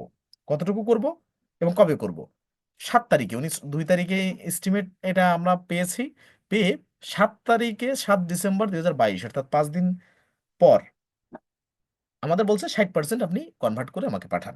এখন 7 ডিসেম্বরে আমরা 60% কনভার্ট করব, কিভাবে করব দেখেন। এই যে যে এস্টিমেটটা, এই এস্টিমেটের দেখেন এইবার আমরা যে যখন এই অ্যাকসেপ্ট করলাম, এখানে তো ভিউ এডিটের আগে অ্যাকসেপ্টেড ছিল, অ্যাকসেপ্টেড যখন করলাম তখন স্ট্যাটাসটা অ্যাকসেপ্টেড হলো। এখন কি করতে হবে দেখেন, এই অ্যাকসেপ্টেডের এখানে কনভার্ট টু ইনভয়েস আছে, খেয়াল করেন। এস্টিমেট 1001 অ্যালেক্স ব্ল্যাকি, ঠিক আছে, অ্যাকসেপ্টেড, এখানে কনভার্ট টু ইনভয়েস দিলাম, কনভার্ট টু ইনভয়েসে ক্লিক করলাম। এখন দেখেন নতুন একটা পপ আপ আসছে, how much do you want to invoice, আপনি কতটুকু ইনভয়েস করতে চান, ঠিক আছে, এটা মানে ইনভয়েসে কতটুকু কনভার্ট করবেন সেটা বলতেছে। এখানে 3টা অপশন আছে। এক হচ্ছে remaining total of all lines, মানে যতটুকু আছে সবকিছু করতে চাই, যতগুলো লাইন আছে বা যতগুলো র আছে সবকিছু করতে চাই, ইনভয়েসে কনভার্ট করতে চাই একবারেই। এটা হচ্ছে প্রথম লাইনের মানে, তার মানে আমরা একবারে করলে তো কোনো এখানে বাহাদুরি নাই, এটা তো চাইলে এই প্রথম লাইন চুজ করে আমি ক্রিয়েট ইনভয়েসে যাইতে পারতেছি। এরপর আছে কি পার্সেন্টেজ অর অ্যামাউন্ট, মানে আপনি নির্দিষ্ট কোনো পার্সেন্ট আপনার আছে, যে বায়ার কি বলছে যে এত% ইনভয়েসে কনভার্ট করেন বা এত টাকার ইনভয়েসে কনভার্ট করেন, পার্সেন্টেজ হোক বা অ্যামাউন্ট হোক, এটা যদি উল্লেখিত থাকে তাহলে আপনি পার্সেন্টেজ এবং প্রদত্ত ভ্যালু বা অ্যামাউন্ট আপনি দিয়ে করতে পারেন। আর এর নিচেরটা কি বলছে, manual entry for S line, মানে এক একটা লাইন, যত ধরেন 20টা প্রোডাক্ট নিয়ে একটা এস্টিমেট থাকলো, তার এক একটা লাইনকে আপনি আলাদা আলাদা কনভার্ট করবেন ইনভয়েসে। তো এটা তো আরো একটু ক্রিটিক্যাল। এখন প্রথম লাইন আমরা দিয়ে এই যে remaining total of all line, এটা দিয়ে আমরা ক্রিয়েট ইনভয়েসে দিলে ওই সেই ইনভয়েস আগের মতোই করা হয়ে যাবে। প্রথম যেমন ইনভয়েস করছি এই যে এই কৃষি স্মিথের সাথে, ঠিক আছে, আর একটা ইনভয়েস করা হবে, কিন্তু আমরা তো একটু প্রত্যেকটা জিনিস আলাদা আলাদা ভাবে শিখবো, তাই না। আমরা পার্সেন্টেজ অর সরি, এখানে কি বলা আছে আমাদের, 7 ডিসেম্বর 60% বলা আছে কনভার্ট করতে, এখানে বলা আছে কনভার্ট টু ইনভয়েস 7 ডিসেম্বর 2022, 60%। তো চলেন আমরা সেইভাবে যাই। তাহলে আমাদের পার্সেন্ট বলা আছে, তাহলে আমরা পার্সেন্টেজে এখানে ক্লিক করব, পার্সেন্ট বা অ্যামাউন্ট বলা থাকলে এখানে আমরা ক্লিক করব। ওকে, আমাদের পার্সেন্ট বলা আছে। এখন দেখেন পার্সেন্টেজ এখানে 50 ডিফল্ট দেওয়া আছে, 50%। আর ইনভয়েস অ্যামাউন্ট কত আসে সেটা দেওয়া আছে, ইকুয়াল টু আছে মাঝখানে, ঠিক আছে। এখন দেখেন আপনার কি মনে হচ্ছে যে এইটা আগে থেকে দেওয়া ছিল, এটা এমনি দেখানোর জন্য আপনাকে দেওয়া, যে আপনার ইনভয়েসের সরি এস্টিমেটের 50% কনভার্ট করে দেখানো হয়েছে। এখন আপনার 60%, আপনি ধরেন এই 50%টা কেটে দেন, এদের কেটে দিলাম, এই পার্সেন্ট চিহ্ন যাবে না। পার্সেন্ট চিহ্ন এমন না যেখানে টাইপ করে বসাবেন, পার্সেন্ট চিহ্ন আপনার টাইপ করে বসানো লাগবে না, জাস্ট এখানে লিখলেই অটোমেটিক্যালি পার্সেন্টেজ তার সাথে যুক্ত হয়ে যাবে। মনে করে শুনেন, প্রত্যেকটা যখন বলি একটু মনে করে শুনেন। এই পার্সেন্টেজ নিয়েও কিন্তু অনেক কোয়ারি আসে ক্লাস শেষ করার পর, যে আমি পার্সেন্টেজ শো করতেছে না আমার, কি বলবো বলেন। আচ্ছা, এখন আমি কি করব দেখেন, এখানে তো টাকা আছেই। এখন আমি যদি 60 দিই, দিয়ে বাইরে ক্লিক করি, দেখেন এই 3960 চেঞ্জ হয়ে গেছে, দেখেন 4752 হয়ে গেছে। ঠিক আছে, এখানে 4752 হয়ে গেছে। এখন আপনার মনে হতে পারে যে না, এই ইনভয়েসের অ্যামাউন্টটাই আমি রাখতে চাচ্ছি না।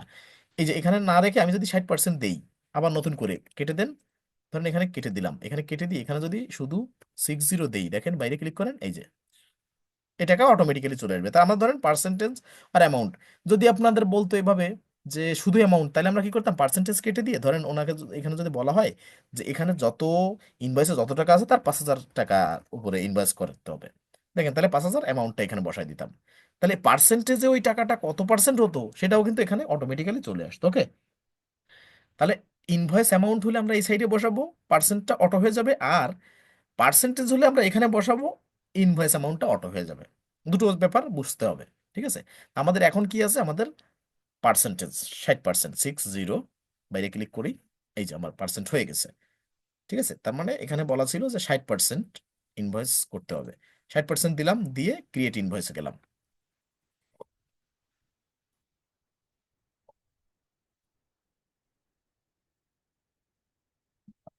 দেখেন, ওয়ান লিঙ্কড এস্টিমেট, খেয়াল করেন, ওয়ান লিঙ্কড এস্টিমেট তার মানে কি, এই এই যে ইনভয়েসটা করতে যাচ্ছি তার সাথে একটা এস্টিমেট লিঙ্ক আপ করা আছে। তার মানে এস্টিমেটের আলোকে আমরা ইনভয়েস করতেছি, এটার মিনিংটা দাঁড়াচ্ছে এই।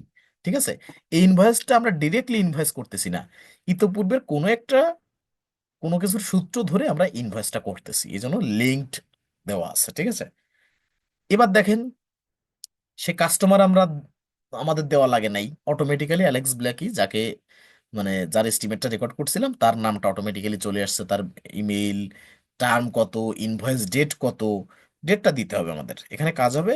অন্যান্য সকল ইনফরমেশন আমার এখানে চলে আসছে। এখন কি করতে হবে, কবে ইনভয়েসে কনভার্ট করা হচ্ছে সেই ডেটটা দিতে হবে। তার মানে এস্টিমেট ডেটটা ছিল তো ডিসেম্বরের 2 তারিখ, 2022 সাল। এখন ইনভয়েস কি সেম ডেটে হচ্ছে, সেম ডেটে হলে ডেট পাল্টানো লাগবে না। কিন্তু আমরা তো জানি যে ইনভয়েস সেম ডেটে হচ্ছে না, কোথায় 2 তারিখে ইনভয়েস, সরি এস্টিমেট করছিল, আর 7 তারিখে এসে ইনভয়েসে কনভার্ট করতে বলছে 60%। তাহলে এখানে আমরা ওই 7 তারিখ, তো চলেন 7 তারিখ দিব, 7 December 2022, 7 December 2022। Okay, due date automatically calculate করে নিবে, নেট 30 যেহেতু term, due date automatically calculate হয়ে, দেখেন এই যে এখানে 7 ডিসেম্বর, 7/12/2022 দিয়েছি, পরবর্তী মাসের 6 তারিখ, জানুয়ারি মাস 2023 সাল, মানে ঠিক গুনে গুনে 1 মাস পরে ডিউ ডেটটাও অটোমেশন করা আছে কুইক বুকসে, যেগুলো অটোমেটিক্যালি ক্যালকুলেট হয়ে যায়। আচ্ছা, দিলাম। এটা দেওয়ার পরে দেখেন এখানে 60% তো প্রথমে দিয়েছি, এখন কিন্তু পার্সেন্ট দেওয়া লাগবে না। এখন দেখতে পাচ্ছেন যে কোয়ান্টিটি 1.2, 1.8, তার মানে কি, মানে অল্প প্রোডাক্ট ছিল তো তার জন্য ভেঙে গেছে। তার মানে কি, যেখানে সার্জিক্যাল ইকুইপমেন্ট ছিল 2 পিস, কোয়ান্টিটি ছিল 2 পিস, এই 2 পিস এস্টিমেট করা হয়েছিল। তো এখন যদি 60% করা হয়, তো ওই 1 পিস আর হচ্ছে অন্য আর 1 পিসের মানে 0.2, ঠিক আছে, অর্থাৎ কি বলে 100 ভাগের 20 ভাগ। ঠিক আছে, তার মানে একটা প্রোডাক্ট সাথে অন্য একটা প্রোডাক্টের শুধুমাত্র 20 ভাগ, 100 ভাগের 20 ভাগ চলে আসছে। এটা তো কোয়ান্টিটিটা ভেঙে গেছে, তার মানে এরকমটা মনে হচ্ছে। কিন্তু বিষয়টা হচ্ছে আমি অল্প কোয়ান্টিটি দিয়ে দেখাইছি, যে আমি যদি এখানে কম দেখাতাম, তাহলে এই প্রবলেমটা কিন্তু আপনি দেখতে পারতেন না, এই ক্রিটিক্যাল বিষয়টা দেখতে পারতেন না, বলতে পারতেন না যে প্রোডাক্টটা এভাবে হয়ে গেছে, এটা তো কেমন দেখাচ্ছে। কিন্তু সহজে দিলে কিন্তু এই প্রশ্নটা আসতো না। আমি ইচ্ছা করে এখানে কম প্রোডাক্ট দিয়ে দেখাইছি এই কারণে, যে আপনারও অনেক সময় অনেক ইনভয়েস করতে গেলে অন্যান্য বায়ারের কাছে, তখন কি আপনি এভাবে করবেন? আপনাকে যদি বলা হয় যে ফিক্সড একটা পার্সেন্টেজ করতে, তাহলে কি আপনি এভাবে করবেন? যে ধরেন আপনাকে বলা হলো সেখানে প্রোডাক্ট থাকলো 5টা, আর বড় বড় ট্রানজেকশন, যে যেখানে 5-7-10 লাখের বা 5-7-10 লাখ পাউন্ড, টাকা না, সেই রকম যদি ট্রানজেকশন হয়, সেখানে যদি দেখেন, আপনাকে যদি বলা হয় 60% এটা ইনভয়েস মানে এস্টিমেট থেকে ইনভয়েসে কনভার্ট করেন, সেক্ষেত্রে যদি দেখেন কোনো একটা প্রোডাক্ট 520 মানে কত, 25 বা 520.35 বা 30, তার মানে 520 পিস তো কোয়ান্টিটি, সাথে আবার পয়েন্টের পরে 2035 বা এরকম কিছু একটা আছে। তার মানে কি 520টা প্রোডাক্ট দিবেন আর আরেকটার ওই 20% বা 30% দিবেন এরকম না। ওইখানে হয় 520-এর জায়গায় 521 ধরে দিবেন, না হলে 520 ধরবেন। কারণ একটা প্রোডাক্ট কোয়ান্টিটি যখন এখানে মানে ভেঙে যাবে তখন ব্যাপারটা কেমন লাগবে, তাই না? এটা বায়ারকে অবগত করতে হবে। এইটা দেখানোর কারণ এই যেটা বায়ারকে অবগত করতে হবে, দেখেন আমি তিনটা প্রোডাক্টই কম কম দেখাইছি, তার কারণে তিনটাই কোয়ান্টিটি পয়েন্ট চলে আসছে। তা কোয়ান্টিটিতে তো পয়েন্ট এটা অন্যরকম হয়ে যায়, তাই না? আপনি সার্ভিস প্রোভাইড যখন করবেন তখন আপনার আওয়ারলি যে রেটটা হবে, আওয়ারলি যে আপনার এমপ্লয়ীদের যে রেটটা হবে সেটা আপনি কোয়ান্টিটি রাখেন পয়েন্ট আকারে, কোনো ব্যাপার না। কারণ আওয়ারলি সার্ভিস প্রোভাইড করতে গেলে আওয়ারলি পয়েন্ট চলে আসবে অনেক ক্ষেত্রে, কিন্তু প্রোডাক্টের ক্ষেত্রে পয়েন্টে প্রোডাক্ট এটা তো কেমন হয়ে যায়, তাই না? এই জন্য এখানে এই বিষয়টা মাথায় রাখবেন, এই জন্য মানে ব্যতিক্রমী ভাবে একটু দেখানো হলো। যাক, আমরা এটা রেকর্ড করতেছি, আপনি রেকর্ড করবেন না, আপনি হয়তো 1.2 এর জায়গা শুধু 1 দিবেন, আর 1.8 এর জায়গায় ধরেন 2 দিয়ে দিবেন, 2.4 এর জায়গায় শুধু 2 দিবেন বা 3 দিয়ে দিবেন, এটা বায়ারের সাথে নেগোসিয়েশন করে নেবেন। ঠিক আছে? আচ্ছা, এখন কি হবে? আমরা এখানে এসে আমরা ডেট দিলাম, যাবতীয় আর সবকিছু দিলাম। এখানে কি আমাদের আর কোনো ইনফরমেশন আছে? নাই। শুধু এতটুকু বলা 7 ডিসেম্বর 2022, 60%। ঠিক আছে? এতটুকু বলা। এখন ট্যাক্স এখানে দেওয়া আছে, দেখেন ট্যাক্স ওই 10%, সবকিছু কোথায় কি ট্যাক্স ছিল সবকিছু কিন্তু অটো রেকর্ড হয়ে যাবে। আমরা কি করব? সেভ এন্ড ক্লোজ করবো। আমাদের কিন্তু এখানে তেমন কোনো খাটনি হলো না। Save and close. এই যে ইনভয়েস 1002 সেভ। এখন দেখেন, এটা প্রথমে এস্টিমেট ছিল, এস্টিমেটকে অ্যাকসেপ্ট করা হয়েছে, পেন্ডিং থেকে অ্যাকসেপ্টেড হয়েছে। এরপরে ইনভয়েস 1002 অ্যালেক্স ব্ল্যাকি। এখন দেখেন, এই যে এস্টিমেটটা এখনো কিন্তু কনভার্ট টু ইনভয়েস আছে, তার মানে এটা ফুললি কিন্তু এখনো পর্যন্ত এস্টিমেটে কনভার্ট করা, মানে এস্টিমেট থেকে ইনভয়েসে কনভার্ট করা হয়নি। ঠিক আছে? আর এই টাকাটা ওভার ডিউতে, তার মানে 1 মাসের বেশি হয়ে গেলে আমরা জানি ওভার ডিউতে চলে যায়, তো আমরা ব্যাক ডেটে প্র্যাকটিস করতেছি বিধায় ওভার ডিউতে দেখাবে স্বাভাবিকভাবে। এটা ব্যাপার না। আচ্ছা, এইবার আমরা এটা তো রেকর্ড করলাম। এখন পরের ইনফরমেশন কি আছে? যে 10 December 2022 rest of the amount, তার মানে 7 ডিসেম্বরে 60% কনভার্ট করতে বলছে। এখন 10 ডিসেম্বরের এসে 3 দিন পরে এসে বলছে রেস্ট অফ দ্য অ্যামাউন্ট আপনি ইনভয়েসে কনভার্ট করেন। এই যে convert to invoice 10 December rest of the amount, চলেন আবার যাইতে হবে। এই যে এস্টিমেট অ্যালেক্স ব্লাকি, এর এখানে যে কনভার্ট টু ইনভয়েস, আবার এস্টিমেট থেকে ইনভয়েসে কনভার্ট করতে হবে, কনভার্ট টু ইনভয়েস। এখন কি দিবেন? পার্সেন্টেজ তো মানে 60% দিয়েছেন। এখন বলতেছে rest of the amount. Rest of the amount মানে কি? যে আমার যতটুকু মানে যে কয় টাকার বা যে কয় কিছু যা ছিল তার 60% আমি ইনভয়েসে কনভার্ট করে ফেলছি। এখন রিমেইনিং টোটাল অফ অনলাইন, তার মানে যা অবশিষ্ট আছে সেটাকে ইনভয়েস করা। এটারও যে মিনিং, আবার রেস্ট অফ দ্য অ্যামাউন্ট এটারও কিন্তু সেম মিনিং। ওকে, তাহলে দিয়ে রিমেইনিং টোটাল অফ অনলাইন এটাকে দিয়ে ক্রিয়েট ইনভয়েস করে ফেললাম। এখানে ক্লিক করবো। এখন হচ্ছে আমাদের যত যা প্রোডাক্ট আছে বাকি, যে ওই এস্টিমেটকে ফুললি কনভার্ট করতে যা যে যে প্রোডাক্ট আরো আছে সেগুলো সব কিন্তু কনভার্ট হয়ে যাবে এবার। ঠিক আছে? শুধু ইনভয়েস ডেটটার এখানে হবে কত? 7-এর জায়গায় 10। 10 দিয়ে দিলাম। 10 দিয়ে এখন কিন্তু বাকি যে যে প্রোডাক্ট আমার আর কিছু করা লাগবে না, শুধু ডেটটা 10 দিলাম। আর কোনো কিছু না করেই আমার সেভ অ্যান্ড ক্লোজ করে দিলেই এনাফ। মানে এতটা সহজ এই এই পোর্শনটা এসে। এখন দেখেন, এখানে এখানে কি ছিল? এই যে যে এস্টিমেটটা ছিল, এইটা স্ট্যাটাস ছিল, এখনো কিন্তু অ্যাকসেপ্টেড। আমি বলছিলাম যে যতক্ষণ না পর্যন্ত একটা টাকাও বাকি থাকবে, অর্থাৎ ওই যে ইন এস্টিমেটেড ধরেন এখানে টাকা ছিল কত? 7,920। এই 7,920 যতক্ষণ না পর্যন্ত পুরোটা এস্টিমেট থেকে ইনভয়েসে কনভার্ট যতক্ষণ পুরোটা না হবে ততক্ষণ পর্যন্ত এই দ্বিতীয় স্ট্যাটাসটা, অর্থাৎ প্রথমে পেন্ডিং তারপরে এই অ্যাকসেপ্টেড সেটা থাকবে। আর বলছিলাম যে তৃতীয় অর্থাৎ ক্লোজড হবে তখনই যখন মানে কোনো টাকা ইনভয়েসে যদি 7,920 টাকা থাকে সেইটা 7,920 টাকাকেই যখন পুরোটা ইনভয়েসে কনভার্ট করা হবে তখন ক্লোজড স্ট্যাটাস থাকবে। যদি 7,919 টাকা এখন পর্যন্ত এস্টিমেটটা কনভার্ট করা হতো 7,920-এর জায়গায় 1 টাকা কম থাকতো, তাহলে কিন্তু এই ক্লোজড স্ট্যাটাসটা উঠতো না। আপনাদের প্রশ্ন থাকতে পারে যে সবাই তো এস্টিমেট যে মানে টাকার পাঠায় সেটা তো নেয় না, সেক্ষেত্রে কি হবে? যতটুকু নেয় ততটুকু আপনি রেকর্ড করবেন, কিন্তু ক্লোজড স্ট্যাটাস তখনই আসবে, এটা কুইক বুকসের রুল, যে ক্লোজড স্ট্যাটাসটা তখনই আসবে যখন যে টাকার এস্টিমেট মানে রেকর্ড করা হয়েছিল, সেই পুরো টাকার এস্টিমেটটা যখন ইনভয়েসে কনভার্ট করা হবে, সেক্ষেত্রে কিন্তু এই ক্লোজড স্ট্যাটাসটা আসবে। তার মানে এটা ক্লোজড, এখন কিন্তু ক্লোজড, খেয়াল করেন। আচ্ছা শাহেদ সাহেব, আপনি তো এই যে দাগ দিচ্ছেন, এই যে দেখছেন স্ক্রিনে পরে দাগ দিচ্ছেন, এগুলো ফোন থেকে ক্লাস করলে এই ধরনের প্রবলেমগুলো হয়। এই যে দাগ দিচ্ছেন স্ক্রিনে পরে লাল দাগ পড়ছে, দেখছেন?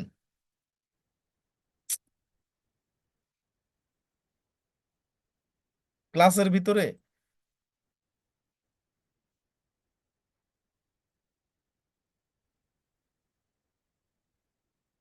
আচ্ছা, এটা হচ্ছে কি এস্টিমেট থেকে, এটা কিন্তু ক্লোজ হলো এবার স্ট্যাটাসটা। এখন কি আছে, আমাদের আরো একটা বাকি আছে। ঠিক আছে, ক্লোজড হয়ে গেল। এখন কিন্তু আমরা রিসিভ পেমেন্ট করি নাই, এই ইনভয়েসের কাজ, অর্থাৎ এস্টিমেট থেকে ইনভয়েস ক্লোজড হয়ে গেল। আর একটা কি রিজেক্টেড যে স্ট্যাটাসটা, সেটা কখন হবে, যদি আপনি অ্যাকসেপ্ট না করে ক্যান্সেল করে দেন, সেটা কিন্তু হয়ে যাবে। তার মানে এখন পর্যন্ত এস্টিমেটের সাথে আনুষঙ্গিক যা সব পর্ব আমাদের শেষ হলো। এখন বাকি আছে কি, এই যে এটা তো এস্টিমেটকে ইনভয়েসে কনভার্ট করলাম, টাকা তো এখনো পাইনি, এটা তো বাকি রয়েছে, তাই না? এখন দেখি কি ইনফরমেশন বায়ারের, যে যার ডাটাবেস থেকে করতেছি তার ইনফরমেশন কি। এখন দেখেন, এই যে অ্যালেক্স ব্ল্যাকি এই যে টাকার কথা বলছে, এখানে অ্যালেক্স ব্ল্যাকির যে টোটাল এস্টিমেটটা ছিল, এস্টিমেটের থেকে কনভার্ট টু ইনভয়েস করছি। এখন এই যে পেমেন্টের কথা বলছে, পেমেন্ট রিসিভ, কিভাবে রিসিভ। এবার এই যে পেমেন্ট রিসিপ্টটা ব্যাপারটা আমরা দেখব, তার আগে একটু দেখে আসি এখান থেকে একটা প্রোডাক্ট রিটার্ন করা হয় কিভাবে। যদি কোনো একটা রিটার্ন করা হয়, যে রেকর্ডিং ইনভয়েস দেখলাম, রেকর্ডিং এস্টিমেট দেখলাম, কিভাবে এস্টিমেট রেকর্ড করতে হয়, এস্টিমেটকে কিভাবে কনভার্ট করতে হয় ইনভয়েসে। এবার ক্রেডিট নোট দেখবো, এরপরে রিসিভ পেমেন্ট দেখি, ওকে? তাই টাকা রিসিভ করা দেখতে পারবো, সর্বশেষে টাকা রিসিভ করাটা দেখি। কিন্তু দেখা যাচ্ছে এই যে প্রথমে যে ইনভয়েসটা আমরা রেকর্ড করছিলাম, এই যে invoice on Chris Smith, এটা হচ্ছে ধরেন আমি প্রোডাক্ট ওনার কাছে বিক্রি করছিলাম বাকিতে। যখন বাকিতে বিক্রি করা হয়েছিল, কৃষি স্মিথ আমার কাস্টমার, যখন বাকিতে বিক্রি করা হয়েছিল তখন কি হয়েছে দেখেন, রিটার্ন আসছে কি, লাইফ সেভিং ইকুইপমেন্ট একটা প্রোডাক্ট রিটার্ন আসছে। এখন এখানে কিন্তু লাইফ সেভিং ইকুইপমেন্ট যখন আমি বিক্রি করি, তখন ট্যাক্স ছিল 10%, ডিসকাউন্ট ছিল 4%। এখন দেখেন এর পাশে কি ট্যাক্স লেখা আছে? রিটার্ন যখন লেখা, তখন এর পাশে কি যে ট্যাক্সের ঘরে কি কোনো ট্যাক্স লেখা আছে? বা ট্যাক্সের ঘরে না থাকুক অন্য কোথাও কি লেখা আছে? নাই। ডিসকাউন্টের কথা কি এখানে লেখা আছে? এটাই লেখা আছে? নাই। তারপর আমাদের কিন্তু বুঝে দিতে হবে, এই অ্যানালিটিক্যাল অ্যাবিলিটিটা থাকতে হবে, অন্তত ন্যূনতম এটা থাকতে হবে। তার মানে কি, আপনার মনে থাকা কথা যে এইখানে এই ক্রিস স্মিথকে ধরে এই ইনভয়েসটা করা হয়েছিল, ক্রিস স্মিথ কাস্টমার ছিল। সেখানে যখন এই ইনভয়েসের আলোকে আমি প্রোডাক্ট বিক্রি করার পর একটা প্রোডাক্ট রিটার্ন আসছে। এখন এটার সাথে কি ছিল না ছিল, তো আমার হয় ওই ডাটাবেসটা, এই যে এই ক্রিস স্মিথের সাথে সেই ইনভয়েসটা দেখতে হবে, চেক করতে হবে। আর না হলে যদি মনে থাকে তাহলে তো ভালো, তো মনে থাকা না থাকার এখানে ব্যাপার না, চেক করতে হবে যে ওই ইনভয়েসের সাথে আনুষঙ্গিক কিছু ছিল কিনা, ট্যাক্স ছিল কিনা, ডিসকাউন্ট ছিল কিনা, আদার্স যদি কোনো কিছু থাকে সেটা ছিল কিনা। সেগুলো দেখার পরে এখানে যদি দেওয়া নাও থাকে, এখানে যদি শুধু বলা হয় যে এক পিস ফেরত এসেছে, সেটা যদি বলা থাকে, ট্যাক্স যদি না দেওয়া থাকে, ডিসকাউন্ট যদি না দেওয়া থাকে, তাও আপনার মনে করে দিয়ে দিতে হবে। ঠিক আছে, ওকে। এখন কি করতে হবে, রিটার্ন, রিটার্ন করতে হবে। রিটার্নটাকে কিভাবে কি বলে, ক্রেডিট নোট। এখন এখানে একটা ব্যাপার আছে, ব্যাপারটা কি, ক্রেডিট নোট আর রিফান্ড রিসিপ্ট। দেখেন প্লাস নিউ আইকনে যান, এই একটা আছে ক্রেডিট নোট, আর একটা আছে রিফান্ড রিসিপ্ট। দুটো কিন্তু সেম, শুধু তফাৎ কি জানেন, ওই ইনভয়েস যেমন তফাৎ, সেলস রিসিপ্ট যেমন তফাৎ, এই দুটো জিনিস এক। কিন্তু একটা বাকিতে বিক্রি করলে ইনভয়েস করা হয়, আর একটা পুরো সম্পূর্ণ নগদে বিক্রি করলে সেলস রিসিপ্ট করা হয়। এখন ঠিক ক্রেডিট নোট এবং রিফান্ড রিসিপ্টের ক্ষেত্রে সেম, শুধু তফাৎ ওই নগদ আর বাকির ক্ষেত্রে। যে আপনি ইনভয়েসে বিক্রি করতেছেন মানে কি, 1,000 টাকার যদি কাউকে প্রোডাক্ট বিক্রি করেন আপনার কোনো কাস্টমারকে, সেখানে যদি 999 টাকাও আপনি রিসিভ করেন, আর 1 টাকাও বাকি থাকে, তাও কিন্তু আপনার সেই ইনভয়েস করতে হয়।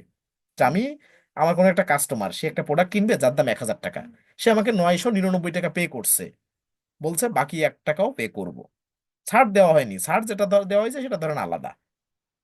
ঠিক আছে, ধরেন 1,100 টাকা দাম ছিল, 1,100 টাকা ছাড় দেওয়া হয়েছে, আর 1,000 টাকা প্রোডাক্টের মূল্য, সে 999 টাকা দিল সাপোজ, আর বাকি 1 টাকা দেয়নি, কিন্তু বাকি 1 টাকা দিবে সে। ঠিক আছে, সেক্ষেত্রে কিন্তু আমরা ইনভয়েস রেকর্ড করব, মানে 1 টাকা বাকি থাকা কালীনও আমরা কিন্তু সেলস রিসিভ করব না। তখন ইনভয়েস করব। এখন ইনভয়েস করা মানে কি? বাকিতে বিক্রি, সে 1 টাকা হোক আর মানে 99 টাকা হোক, বাকিতে বিক্রি করা হলে আমরা ইনভয়েস করি।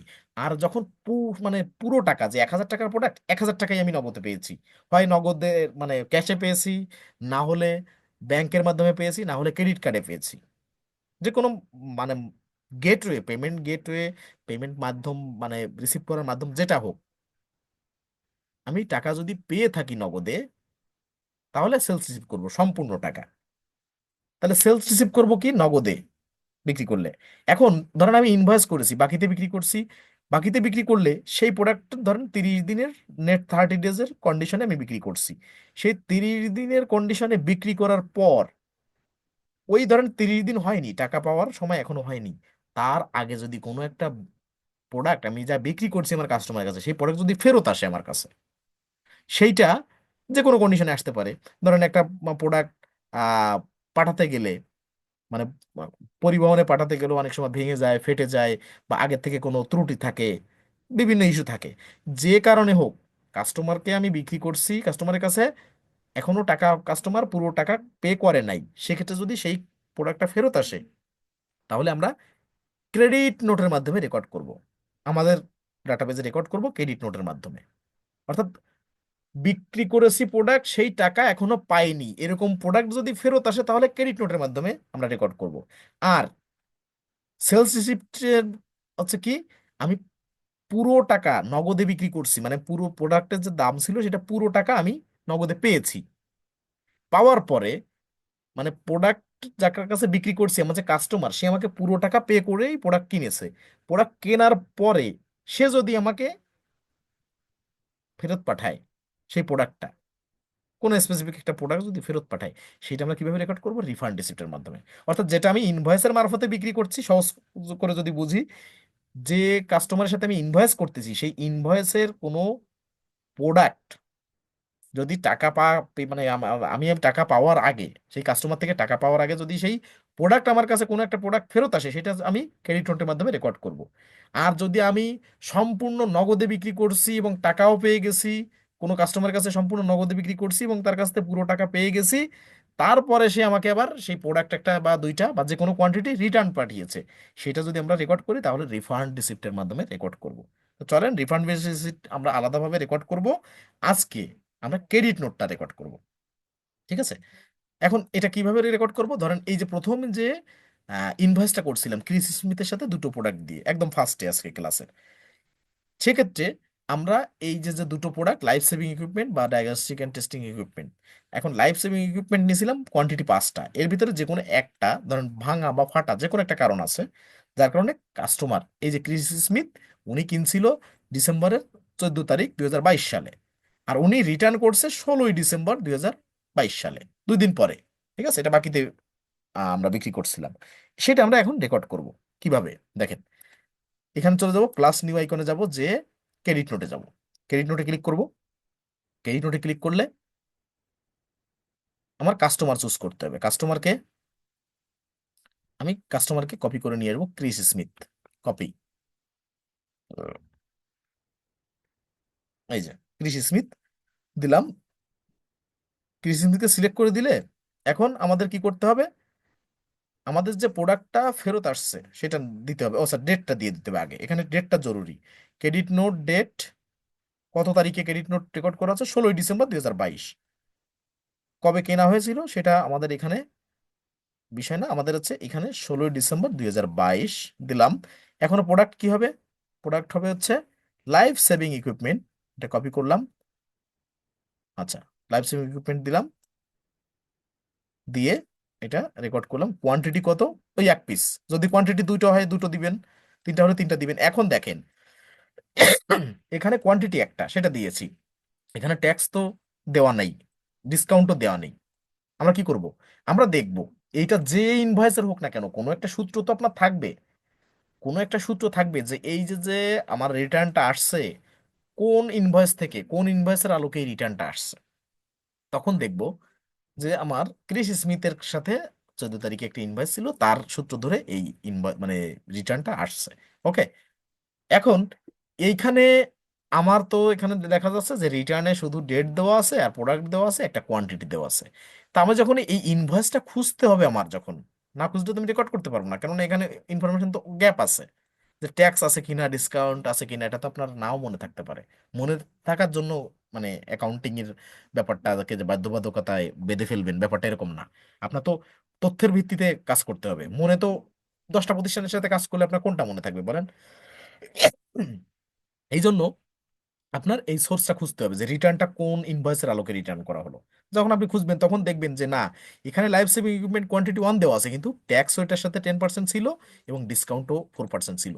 তাহলে আমি ডেট দিয়েছি, ডেট দেওয়ার পরে কোয়ান্টিটি 1 দিয়েছি, রেট অ্যামাউন্ট সব ঠিক আছে, ভ্যাট এখানে 10%টা উল্লেখ করে দেবো, কারণ আমাকে যখন রিটার্ন পাঠাবে, আমি কাস্টমার ধরেন ক্রিস স্মিথ ছিল, ওনার কাছে আমি বিক্রি করছিলাম, তখন 10% ট্যাক্স এর সাথে ইনক্লুডেড ছিল। এখন যখন আমাকে রিটার্ন পাঠাবে, আমি যখন আমার প্রতিষ্ঠানে রেকর্ড করব, তা সেক্ষেত্রেও তো সেই ট্যাক্সটা আমার শো করাতে হবে, তাই না?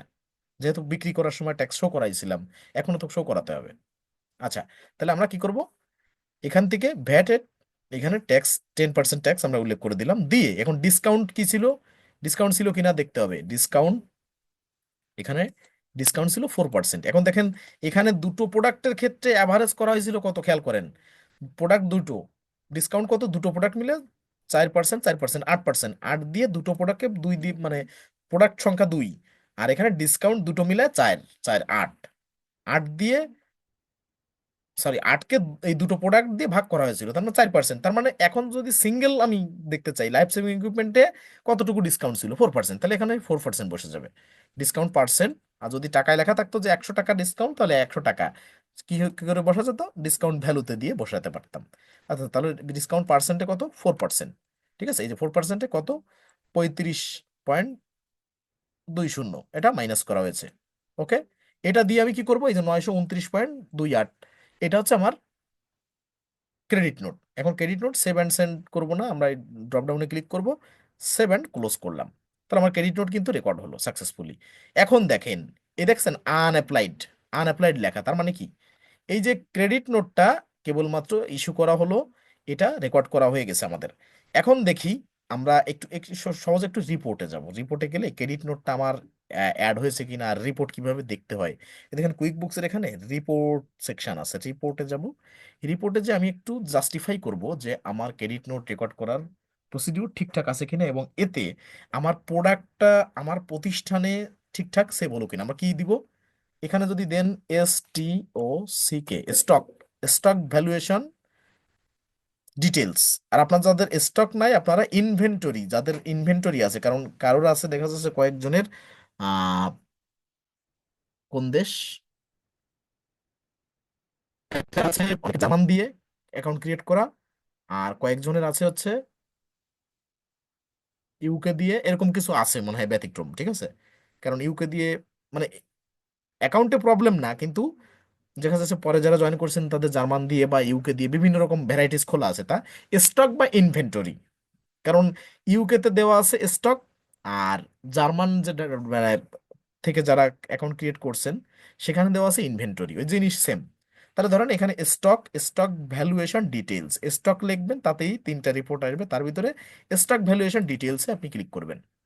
ক্লিক করলে এবার এখানে দিস মান্থ টু ডেট, এখানে এটা না দিয়ে অল ডেট দেন, এই চলে যাবে, প্রথমবার চলে যাবে। ঠিক আছে, এখান থেকে ক্লিক করলেও দিস মান্থ টু ডেটের জায়গায় অল ডেট দেন, দিয়ে রান রিপোর্ট করেন।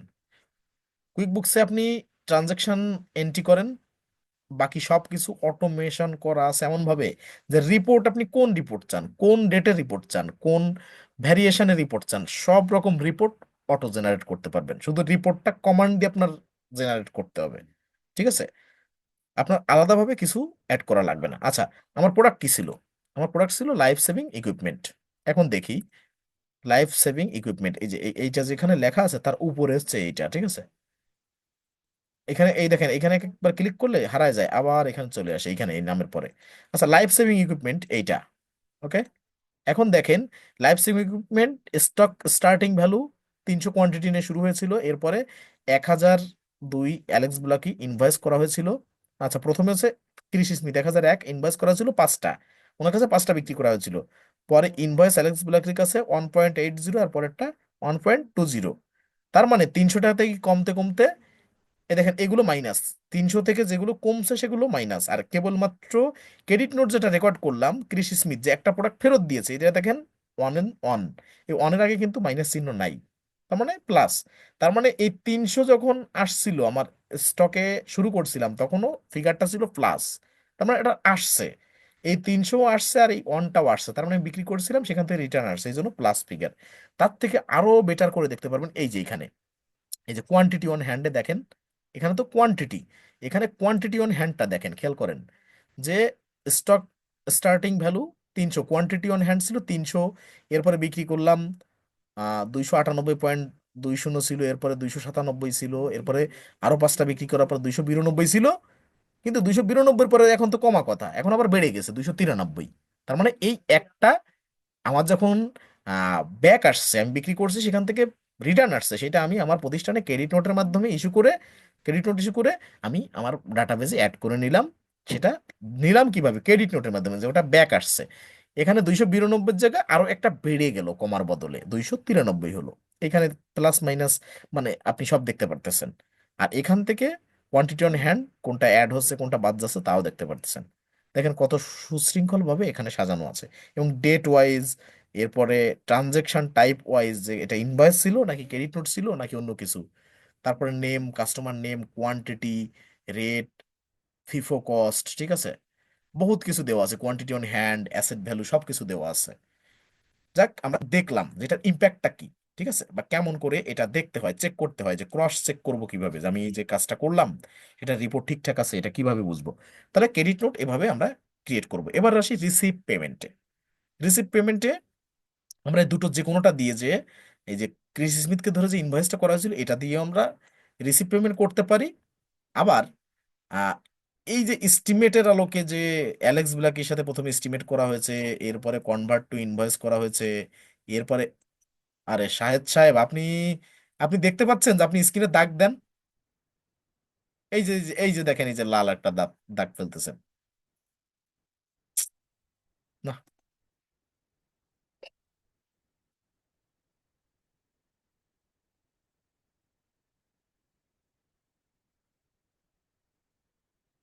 আচ্ছা, এখানে এস্টিমেটের আলোকে কি করা হয়েছিল, এস্টিমেটের থেকে ইনভয়েস করা হয়েছিল এখানে, এইটা দিয়ে আমরা রিসিভ পেমেন্ট করতে পারি।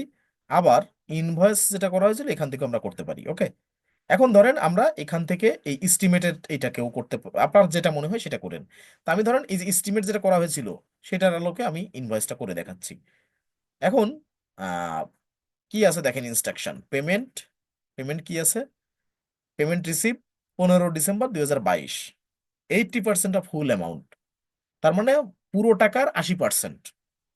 রিসিভ বাই চেক, চেকে পেমেন্ট করা হয়েছে, চেকে রিসিভ করা হয়েছে, এবং এটা জমা হয়েছে কোথায়? আনডিপোজিটেড ফান্ড। আনডিপোজিটেড ফান্ড বলতে কি বোঝা যাচ্ছে?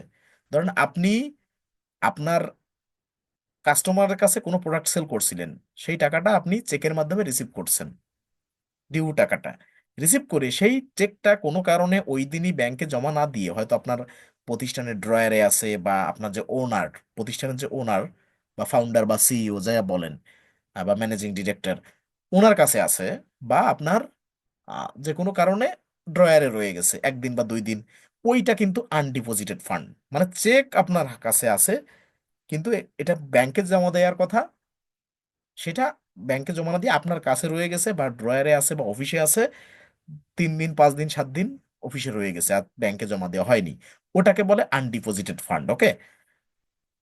মানে চেকটা এখনো ব্যাংকে ডিপোজিট করা হয়নি। আচ্ছা, এখন আমরা এই ইনস্ট্রাকশন অনুযায়ী পেমেন্টটাও রিসিভ করব, মানে বায়ার যা ইনস্ট্রাকশন দিবে তাতে আমরা বুঝে বুঝে পরের স্টেপ কাজ করব। ঠিক আছে, এবার যাব রিসিভ পেমেন্ট, মানে আমি যে বাকি আহ, দেখেন এই সেলস রিসিপ্ট আর রিসিভ পেমেন্ট দুটো কিন্তু বুঝতে হবে, অনেকে তালগোল পাকায় ফেলেন। আমি যে ইনভয়েস করছি অর্থাৎ বাকিতে বিক্রি করা হয়েছে বিদায় তো ইনভয়েস রেকর্ড করছি, এখন এই বাকিতে বিক্রি করার যে টাকাটা, এই যে নেট 30, মানে 30 দিনের মাথায় যে আমার পুরো টাকাটা দেওয়া কথা ছিল, এই টাকাটা যখন আমি কালেকশন করব, এটা কিসের মাধ্যমে কালেকশন করব বাকি টাকা? রিসিভ পেমেন্ট ক্রিয়েট করব। ধরেন কেউ আমাকে এই 30 দিন আগে আমার কাছ থেকে 5,000 টাকার প্রোডাক্ট নিয়েছিল, সেই টাকাটা 30 দিন হয়নি, ধরেন আজকে 28 তারিখ, উনি কি করবে? টাকাটা পে করবে। টাকাটা যখন পে করলো, আমি কি করলাম? একটা রিসিভ পেমেন্ট ক্রিয়েট করলাম। ঠিক আছে, এটা হচ্ছে সেই বাকি টাকা যখন আমি পাচ্ছি, রিসিভ করতেছি, সেটা থ্রুতে আমরা রিসিভ পেমেন্ট ক্রিয়েট করি বা রেকর্ড করি রিসিভ পেমেন্টে। আর নগদে যে বিক্রি করি সরাসরি, যে আমি এখন বিক্রি করছি এখন টাকা পেয়ে যাচ্ছি, ওইটা করি সেলস রিসিপ্ট। ওটার নাম সেলস রিসিপ্ট, এটা রিসিভ পেমেন্ট। ওকে, আচ্ছা চলেন তাহলে আমরা রিসিভ পেমেন্ট করি কোনটার, এই এস্টিমেট, যেটা এস্টিমেটের আলোকে করি। তাহলে আমরা চলে যাব কুইক বুকসে, এই প্লাস নিউ আইকনে, নিউ আইকনে যে এই দেখেন এখানে সেলস রিসিপ্টও আছে, আবার রিসিভ পেমেন্টও আছে। রিসিভ, ঠিক আছে, রিসিভ না, শুধু রিসিভ, রিসিভ পেমেন্ট। আর এটা সেলস রিসিপ্ট, এটা রিসিপ্ট, এটা রিসিভ না। ওকে, তাহলে আমরা চলেন রিসিভ পেমেন্টে যাব, যে পেমেন্ট রিসিভ করছি সেইটা যাব, ডিউ পেমেন্ট রিসিভ করা। ওকে, এখন এখানে কার নাম দিবেন? আমার কাস্টমার কে ছিল? এখানে অ্যালেক্স ব্ল্যাকি ছিল, প্রথমটা এস্টিমেটের আলোকে যেটা। আচ্ছা, অ্যালেক্স ব্ল্যাকি কি কপি করেন, কপি করে এখান থেকেও আপনি যাইতে পারেন, দেখেন এখানে অ্যালেক্স ব্ল্যাকি, এখান থেকেও যাইতে পারেন। আবার এখান তো রিসিভ পেমেন্টের অপশন আছেই, এখান থেকে যে ইনফরমেশন দিতে পারেন। কিন্তু আমরা আরো যদি সহজে করতে চাই, যে না এর থেকে একটা সহজ উপায় আছে, সেটা কি খেয়াল করেন। এখানে অ্যালেক্স ব্ল্যাকি এই যে এস্টিমেট ছিল এই, আর ক্রিস স্মিথের সাথেও আলাদা একটা আহ, কি ছিল, ইনভয়েস ছিল। ঠিক আছে, সেখান থেকে আবার ক্রেডিট নোট টোট করা হয়েছে, বহুত কিছু আছে। কিন্তু আমরা যদি এখন এই অ্যালেক্স ব্ল্যাকির পেমেন্ট গুলো আমরা নেই, তাহলে কি হচ্ছে দেখেন, ইনভয়েস অ্যালেক্স ব্ল্যাকি, এখানে এসে অ্যালেক্স ব্ল্যাকের সাথে এক এস্টিমেটটাকে দুইবার কনভার্ট করা হয়েছে ইনভয়েসে। ঠিক আছে, একবার 60% আর একবার বাকি 40% বা রেস্ট অফ দ্য অ্যামাউন্ট। ঠিক আছে, এখন এই দুটোকে যদি আমরা একটু ইনভয়েসে কনভার্ট, সরি ইনভয়েস থেকে রিসিভ পেমেন্ট করি, দেখেন এই যে রিসিভ পেমেন্ট, এই সাইডে যে জায়গা আছে, এখান থেকে যদি আমরা ক্লিক করি তাহলে সহজে আমরা ইনভয়েসে, মানে ইনভয়েস থেকে রিসিভ পেমেন্ট করতে পারবো। কিন্তু এখানে একটা কন্ডিশন আছে, ইনভয়েস হয়ে গেছে দুটো, আর বলছে টোটাল অ্যামাউন্টের উপরে 80%। এটা তো একটা মুসিবত, তাই না? যে আমার ইনভয়েস একটা আছে, টোটাল টাকা ছিল কত, এস্টিমেটে ছিল 7,920, খেয়াল করেন। আর এখন ইনভয়েস একটা আছে 4,752, আর আরেকটা ইনভয়েসে আছে অ্যালেক্স ব্লাকি, দুটোই অ্যালেক্স ব্লাকি, এটার লোকে যেহেতু করতেছি এই দুটো। তাহলে একটা আছে 4,752, আর একটা আছে 3,168। এখন এই যে দুটো ইনভয়েস হয়ে গেছে, কিন্তু বায়ার আমাদের আবার ইনস্ট্রাকশন দিয়েছে 80%।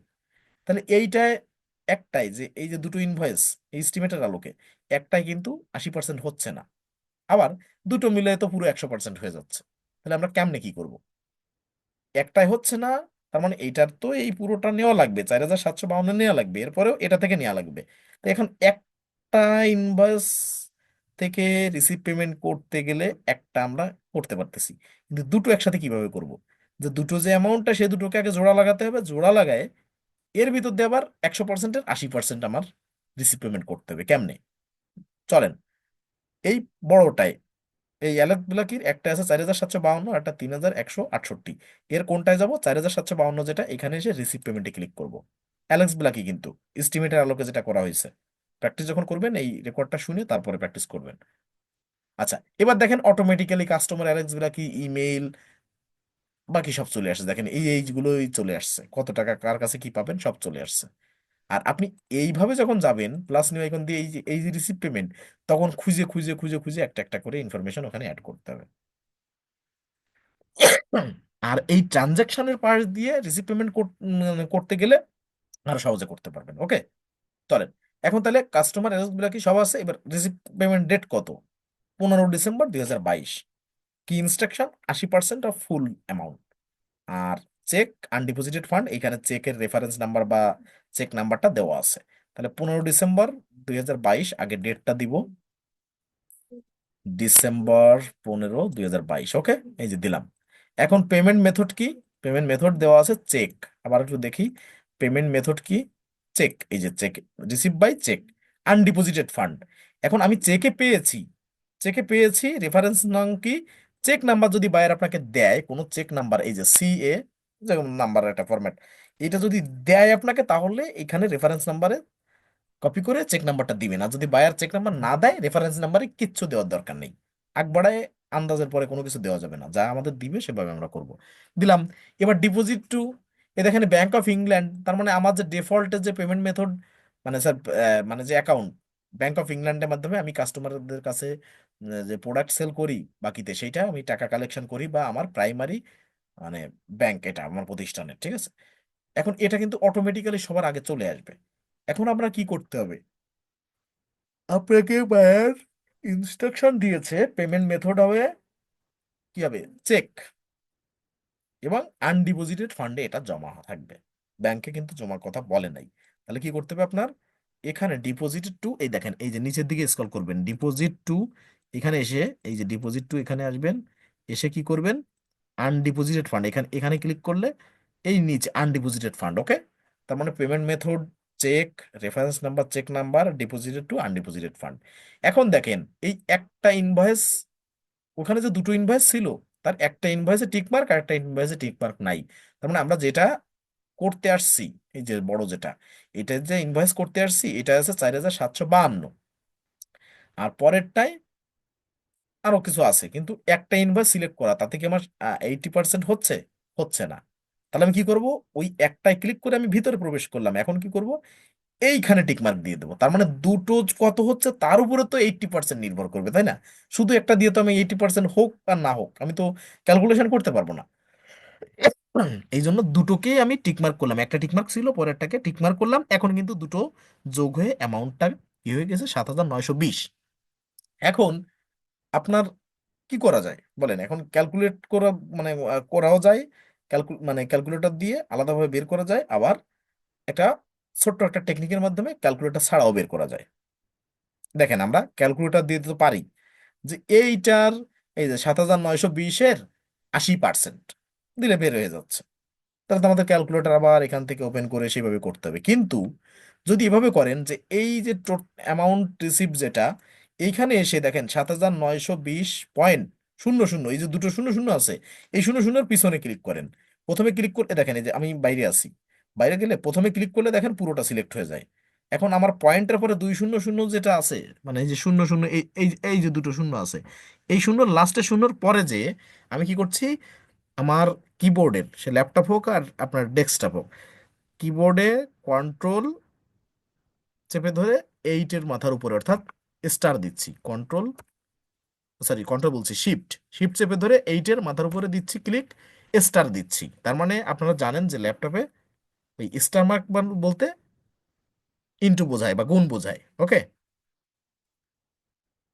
এখন আমি গুণ দিলাম 6,920, শিফট চেপে ধরে এইটের মাথার উপরে দিলাম স্টার, এখন দিচ্ছি 80, খেয়াল করেন 80-র পরে এখন কি করব, আমি এখানে এই গুণ চিহ্ন দিয়ে আমি অন্যভাবে পার্সেন্ট দিতে পারতাম, তা 80 দিয়ে আবার শিফট চেপে ধরে 5-এর মাথার উপরে দিলাম পার্সেন্ট চিহ্নটা, ঠিক আছে। অর্থাৎ শিফট দিয়ে 5-এ ক্লিক করলাম, পার্সেন্ট চিহ্নটা উঠাচ্ছি।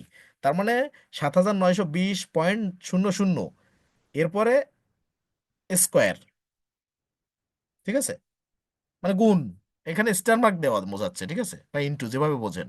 এরপরে 80%, ডিরেক্ট পার্সেন্ট, এইটা দেওয়ার পরে আপনি বাইরে ক্লিক করেন, এটা দেওয়া দিয়ে বাইরে ক্লিক করেন, এই যে 6,336, এটা হচ্ছে ক্যালকুলেশন করে দেখবেন এই সেম ফিগারটাই আসবে 80%-এ, ওকে। এটা দিয়ে আপনি কি করবেন, সেভ অ্যান্ড নিউ না দিয়ে এখানে ক্লিক করে সেভ অ্যান্ড ক্লোজ করে দিবেন, ডেট টেট সব কিছু ঠিক আছে দিয়ে আপনি সেভ অ্যান্ড ক্লোজ করে দিলেন। দেখেন রিসিভ পেমেন্ট এত। এবার দেখেন কি হয়েছে, তাহলে এবার পেমেন্টটা কি হলো, এস্টিমেট করা হয়েছিল অ্যালেক্স ব্ল্যাকির 6,920, এটা ক্লোজড, ওটা তো এস্টিমেট। এরপর ইনভয়েস করা হয়েছিল 1,002, 1,003, এখন 1,002 আমরা সিলেক্ট করে এখানে রিসিভ পেমেন্টে ক্লিক করছিলাম।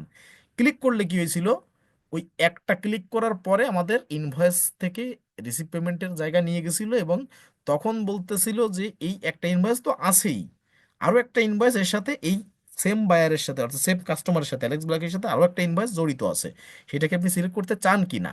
আমরা সিলেক্ট করছিলাম যে আমাদের দুটো ফিগার এক করতে হবে আগে, যে আমরা অ্যাকচুয়ালি কত টাকা পাবো অ্যালেক্স ব্ল্যাকের কাছে, তার উপরে 80% আমার ক্যালকুলেশন করতে হবে। এই জন্য আমরা এক 1,002 এবং 1,003, 1,003-কেও আমরা টিকমার্ক করে দিয়েছিলাম, তার মানে দুটোকে মিলে আগে এক করছিলাম, এক করার পরে আমরা ইনভয়েস ক্রিয়েট করছিলাম, সরি এই রিসিভ পেমেন্ট করছিলাম, করার পরে সেখান থেকে তার মানে ইনভয়েস 1,002 নাম্বার যেটা, সেইটার পুরো টাকা আমি পেয়েছি, এবং ইনভয়েস 1,003-এর পার্শিয়াল কিছু পেয়েছি। তার মানে ওই 80% হইতে একটা ইনভয়েসের পুরোটা পাইলাম, আর একটা ইনভয়েসের আংশিক পাইছি, পার্শিয়ালি পেইড, খেয়াল করেন।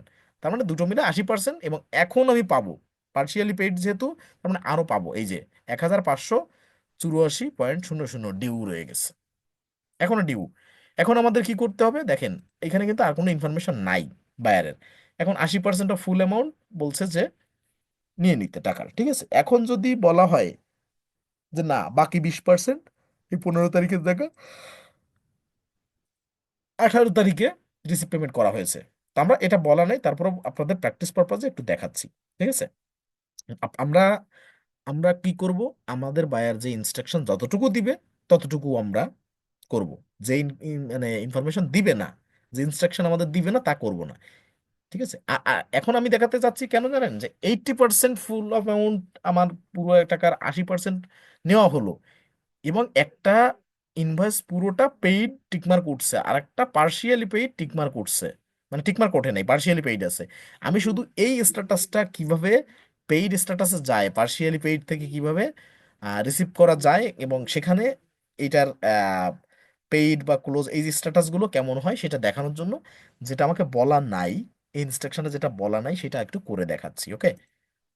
চলেন, এই যে অ্যালেক্স ব্লাকি এইটা যেটা বাকি আছে, এই যে পার্শিয়ালি পেইড, এখানে রিসিভ পেমেন্টে ক্লিক করছি। এটা কিন্তু মানে প্রসিডিউরের বাইরে যে দেখাচ্ছি যে পুরোটা কেমন হয়। ধরেন আমাকে যদি ইনস্ট্রাকশন দেয় আমার ক্লায়েন্ট যে 80% অফ ফুল অ্যামাউন্ট এটা রিসিভ পেমেন্ট দেখাতে হবে, আমি সেটা দেখাবো, বাইরে কোনো কিছু ক্লিক করব না বাইরেদের সাথে। কিন্তু এখন প্র্যাকটিস পারপাসে আপনাদের একটু দেখাচ্ছি। ধরুন কাস্টমার অ্যালেক্স ব্ল্যাকি, ডেট কত, 15 জায়গা সাপোজ 18, এরপরে পেমেন্ট মেথড কি, চেক। চেকের এখানে রেফারেন্স নাম্বার যেটা ছিল, ধরুন ওইটা শুধুমাত্র এখান থেকে চেঞ্জ করে দিচ্ছি, লাস্টে 46-এর জায়গা বা তিনটা এখান থেকে 926 বা 3। ওকে, এর ডিপোজিট কোথায়, আনডিপোজিটেড ফান্ড, আচ্ছা এটা ঠিক থাকুক। এখন দেখেন ওই ইনভয়েস 1003 কতটুকু, দেখেন ওই যে 1584, এটা ডিউ আছে, তার মানে এখানে আর কোনো ক্যালকুলেশনে আমার কিছু নাই, 1584, 7 ক্লোজ। এবার দেখবেন ওই স্ট্যাটাসটা কি হয়েছে, আমরা শুধু স্ট্যাটাসটা দেখার জন্য, এই যে এইটা পার্সিয়ালি পেইড যেখানে লেখা, ওই দেখেন এবার কিন্তু 1003, এখন সে পার্সিয়ালি পেইড সব হারাই গেছে, ওকে। 1003 পুরো পেইড। এই স্ট্যাটাসটা পার্সিয়ালি পেইড থেকে এটা কেমন কি হয়ে গেল দেখলেন আশা করি। এই ছিল আজকে আমাদের পূর্ণাঙ্গ যে ক্লাস, আমরা এখন থেকে পরিপূর্ণ প্র্যাকটিসে শুরু করলাম, ওকে।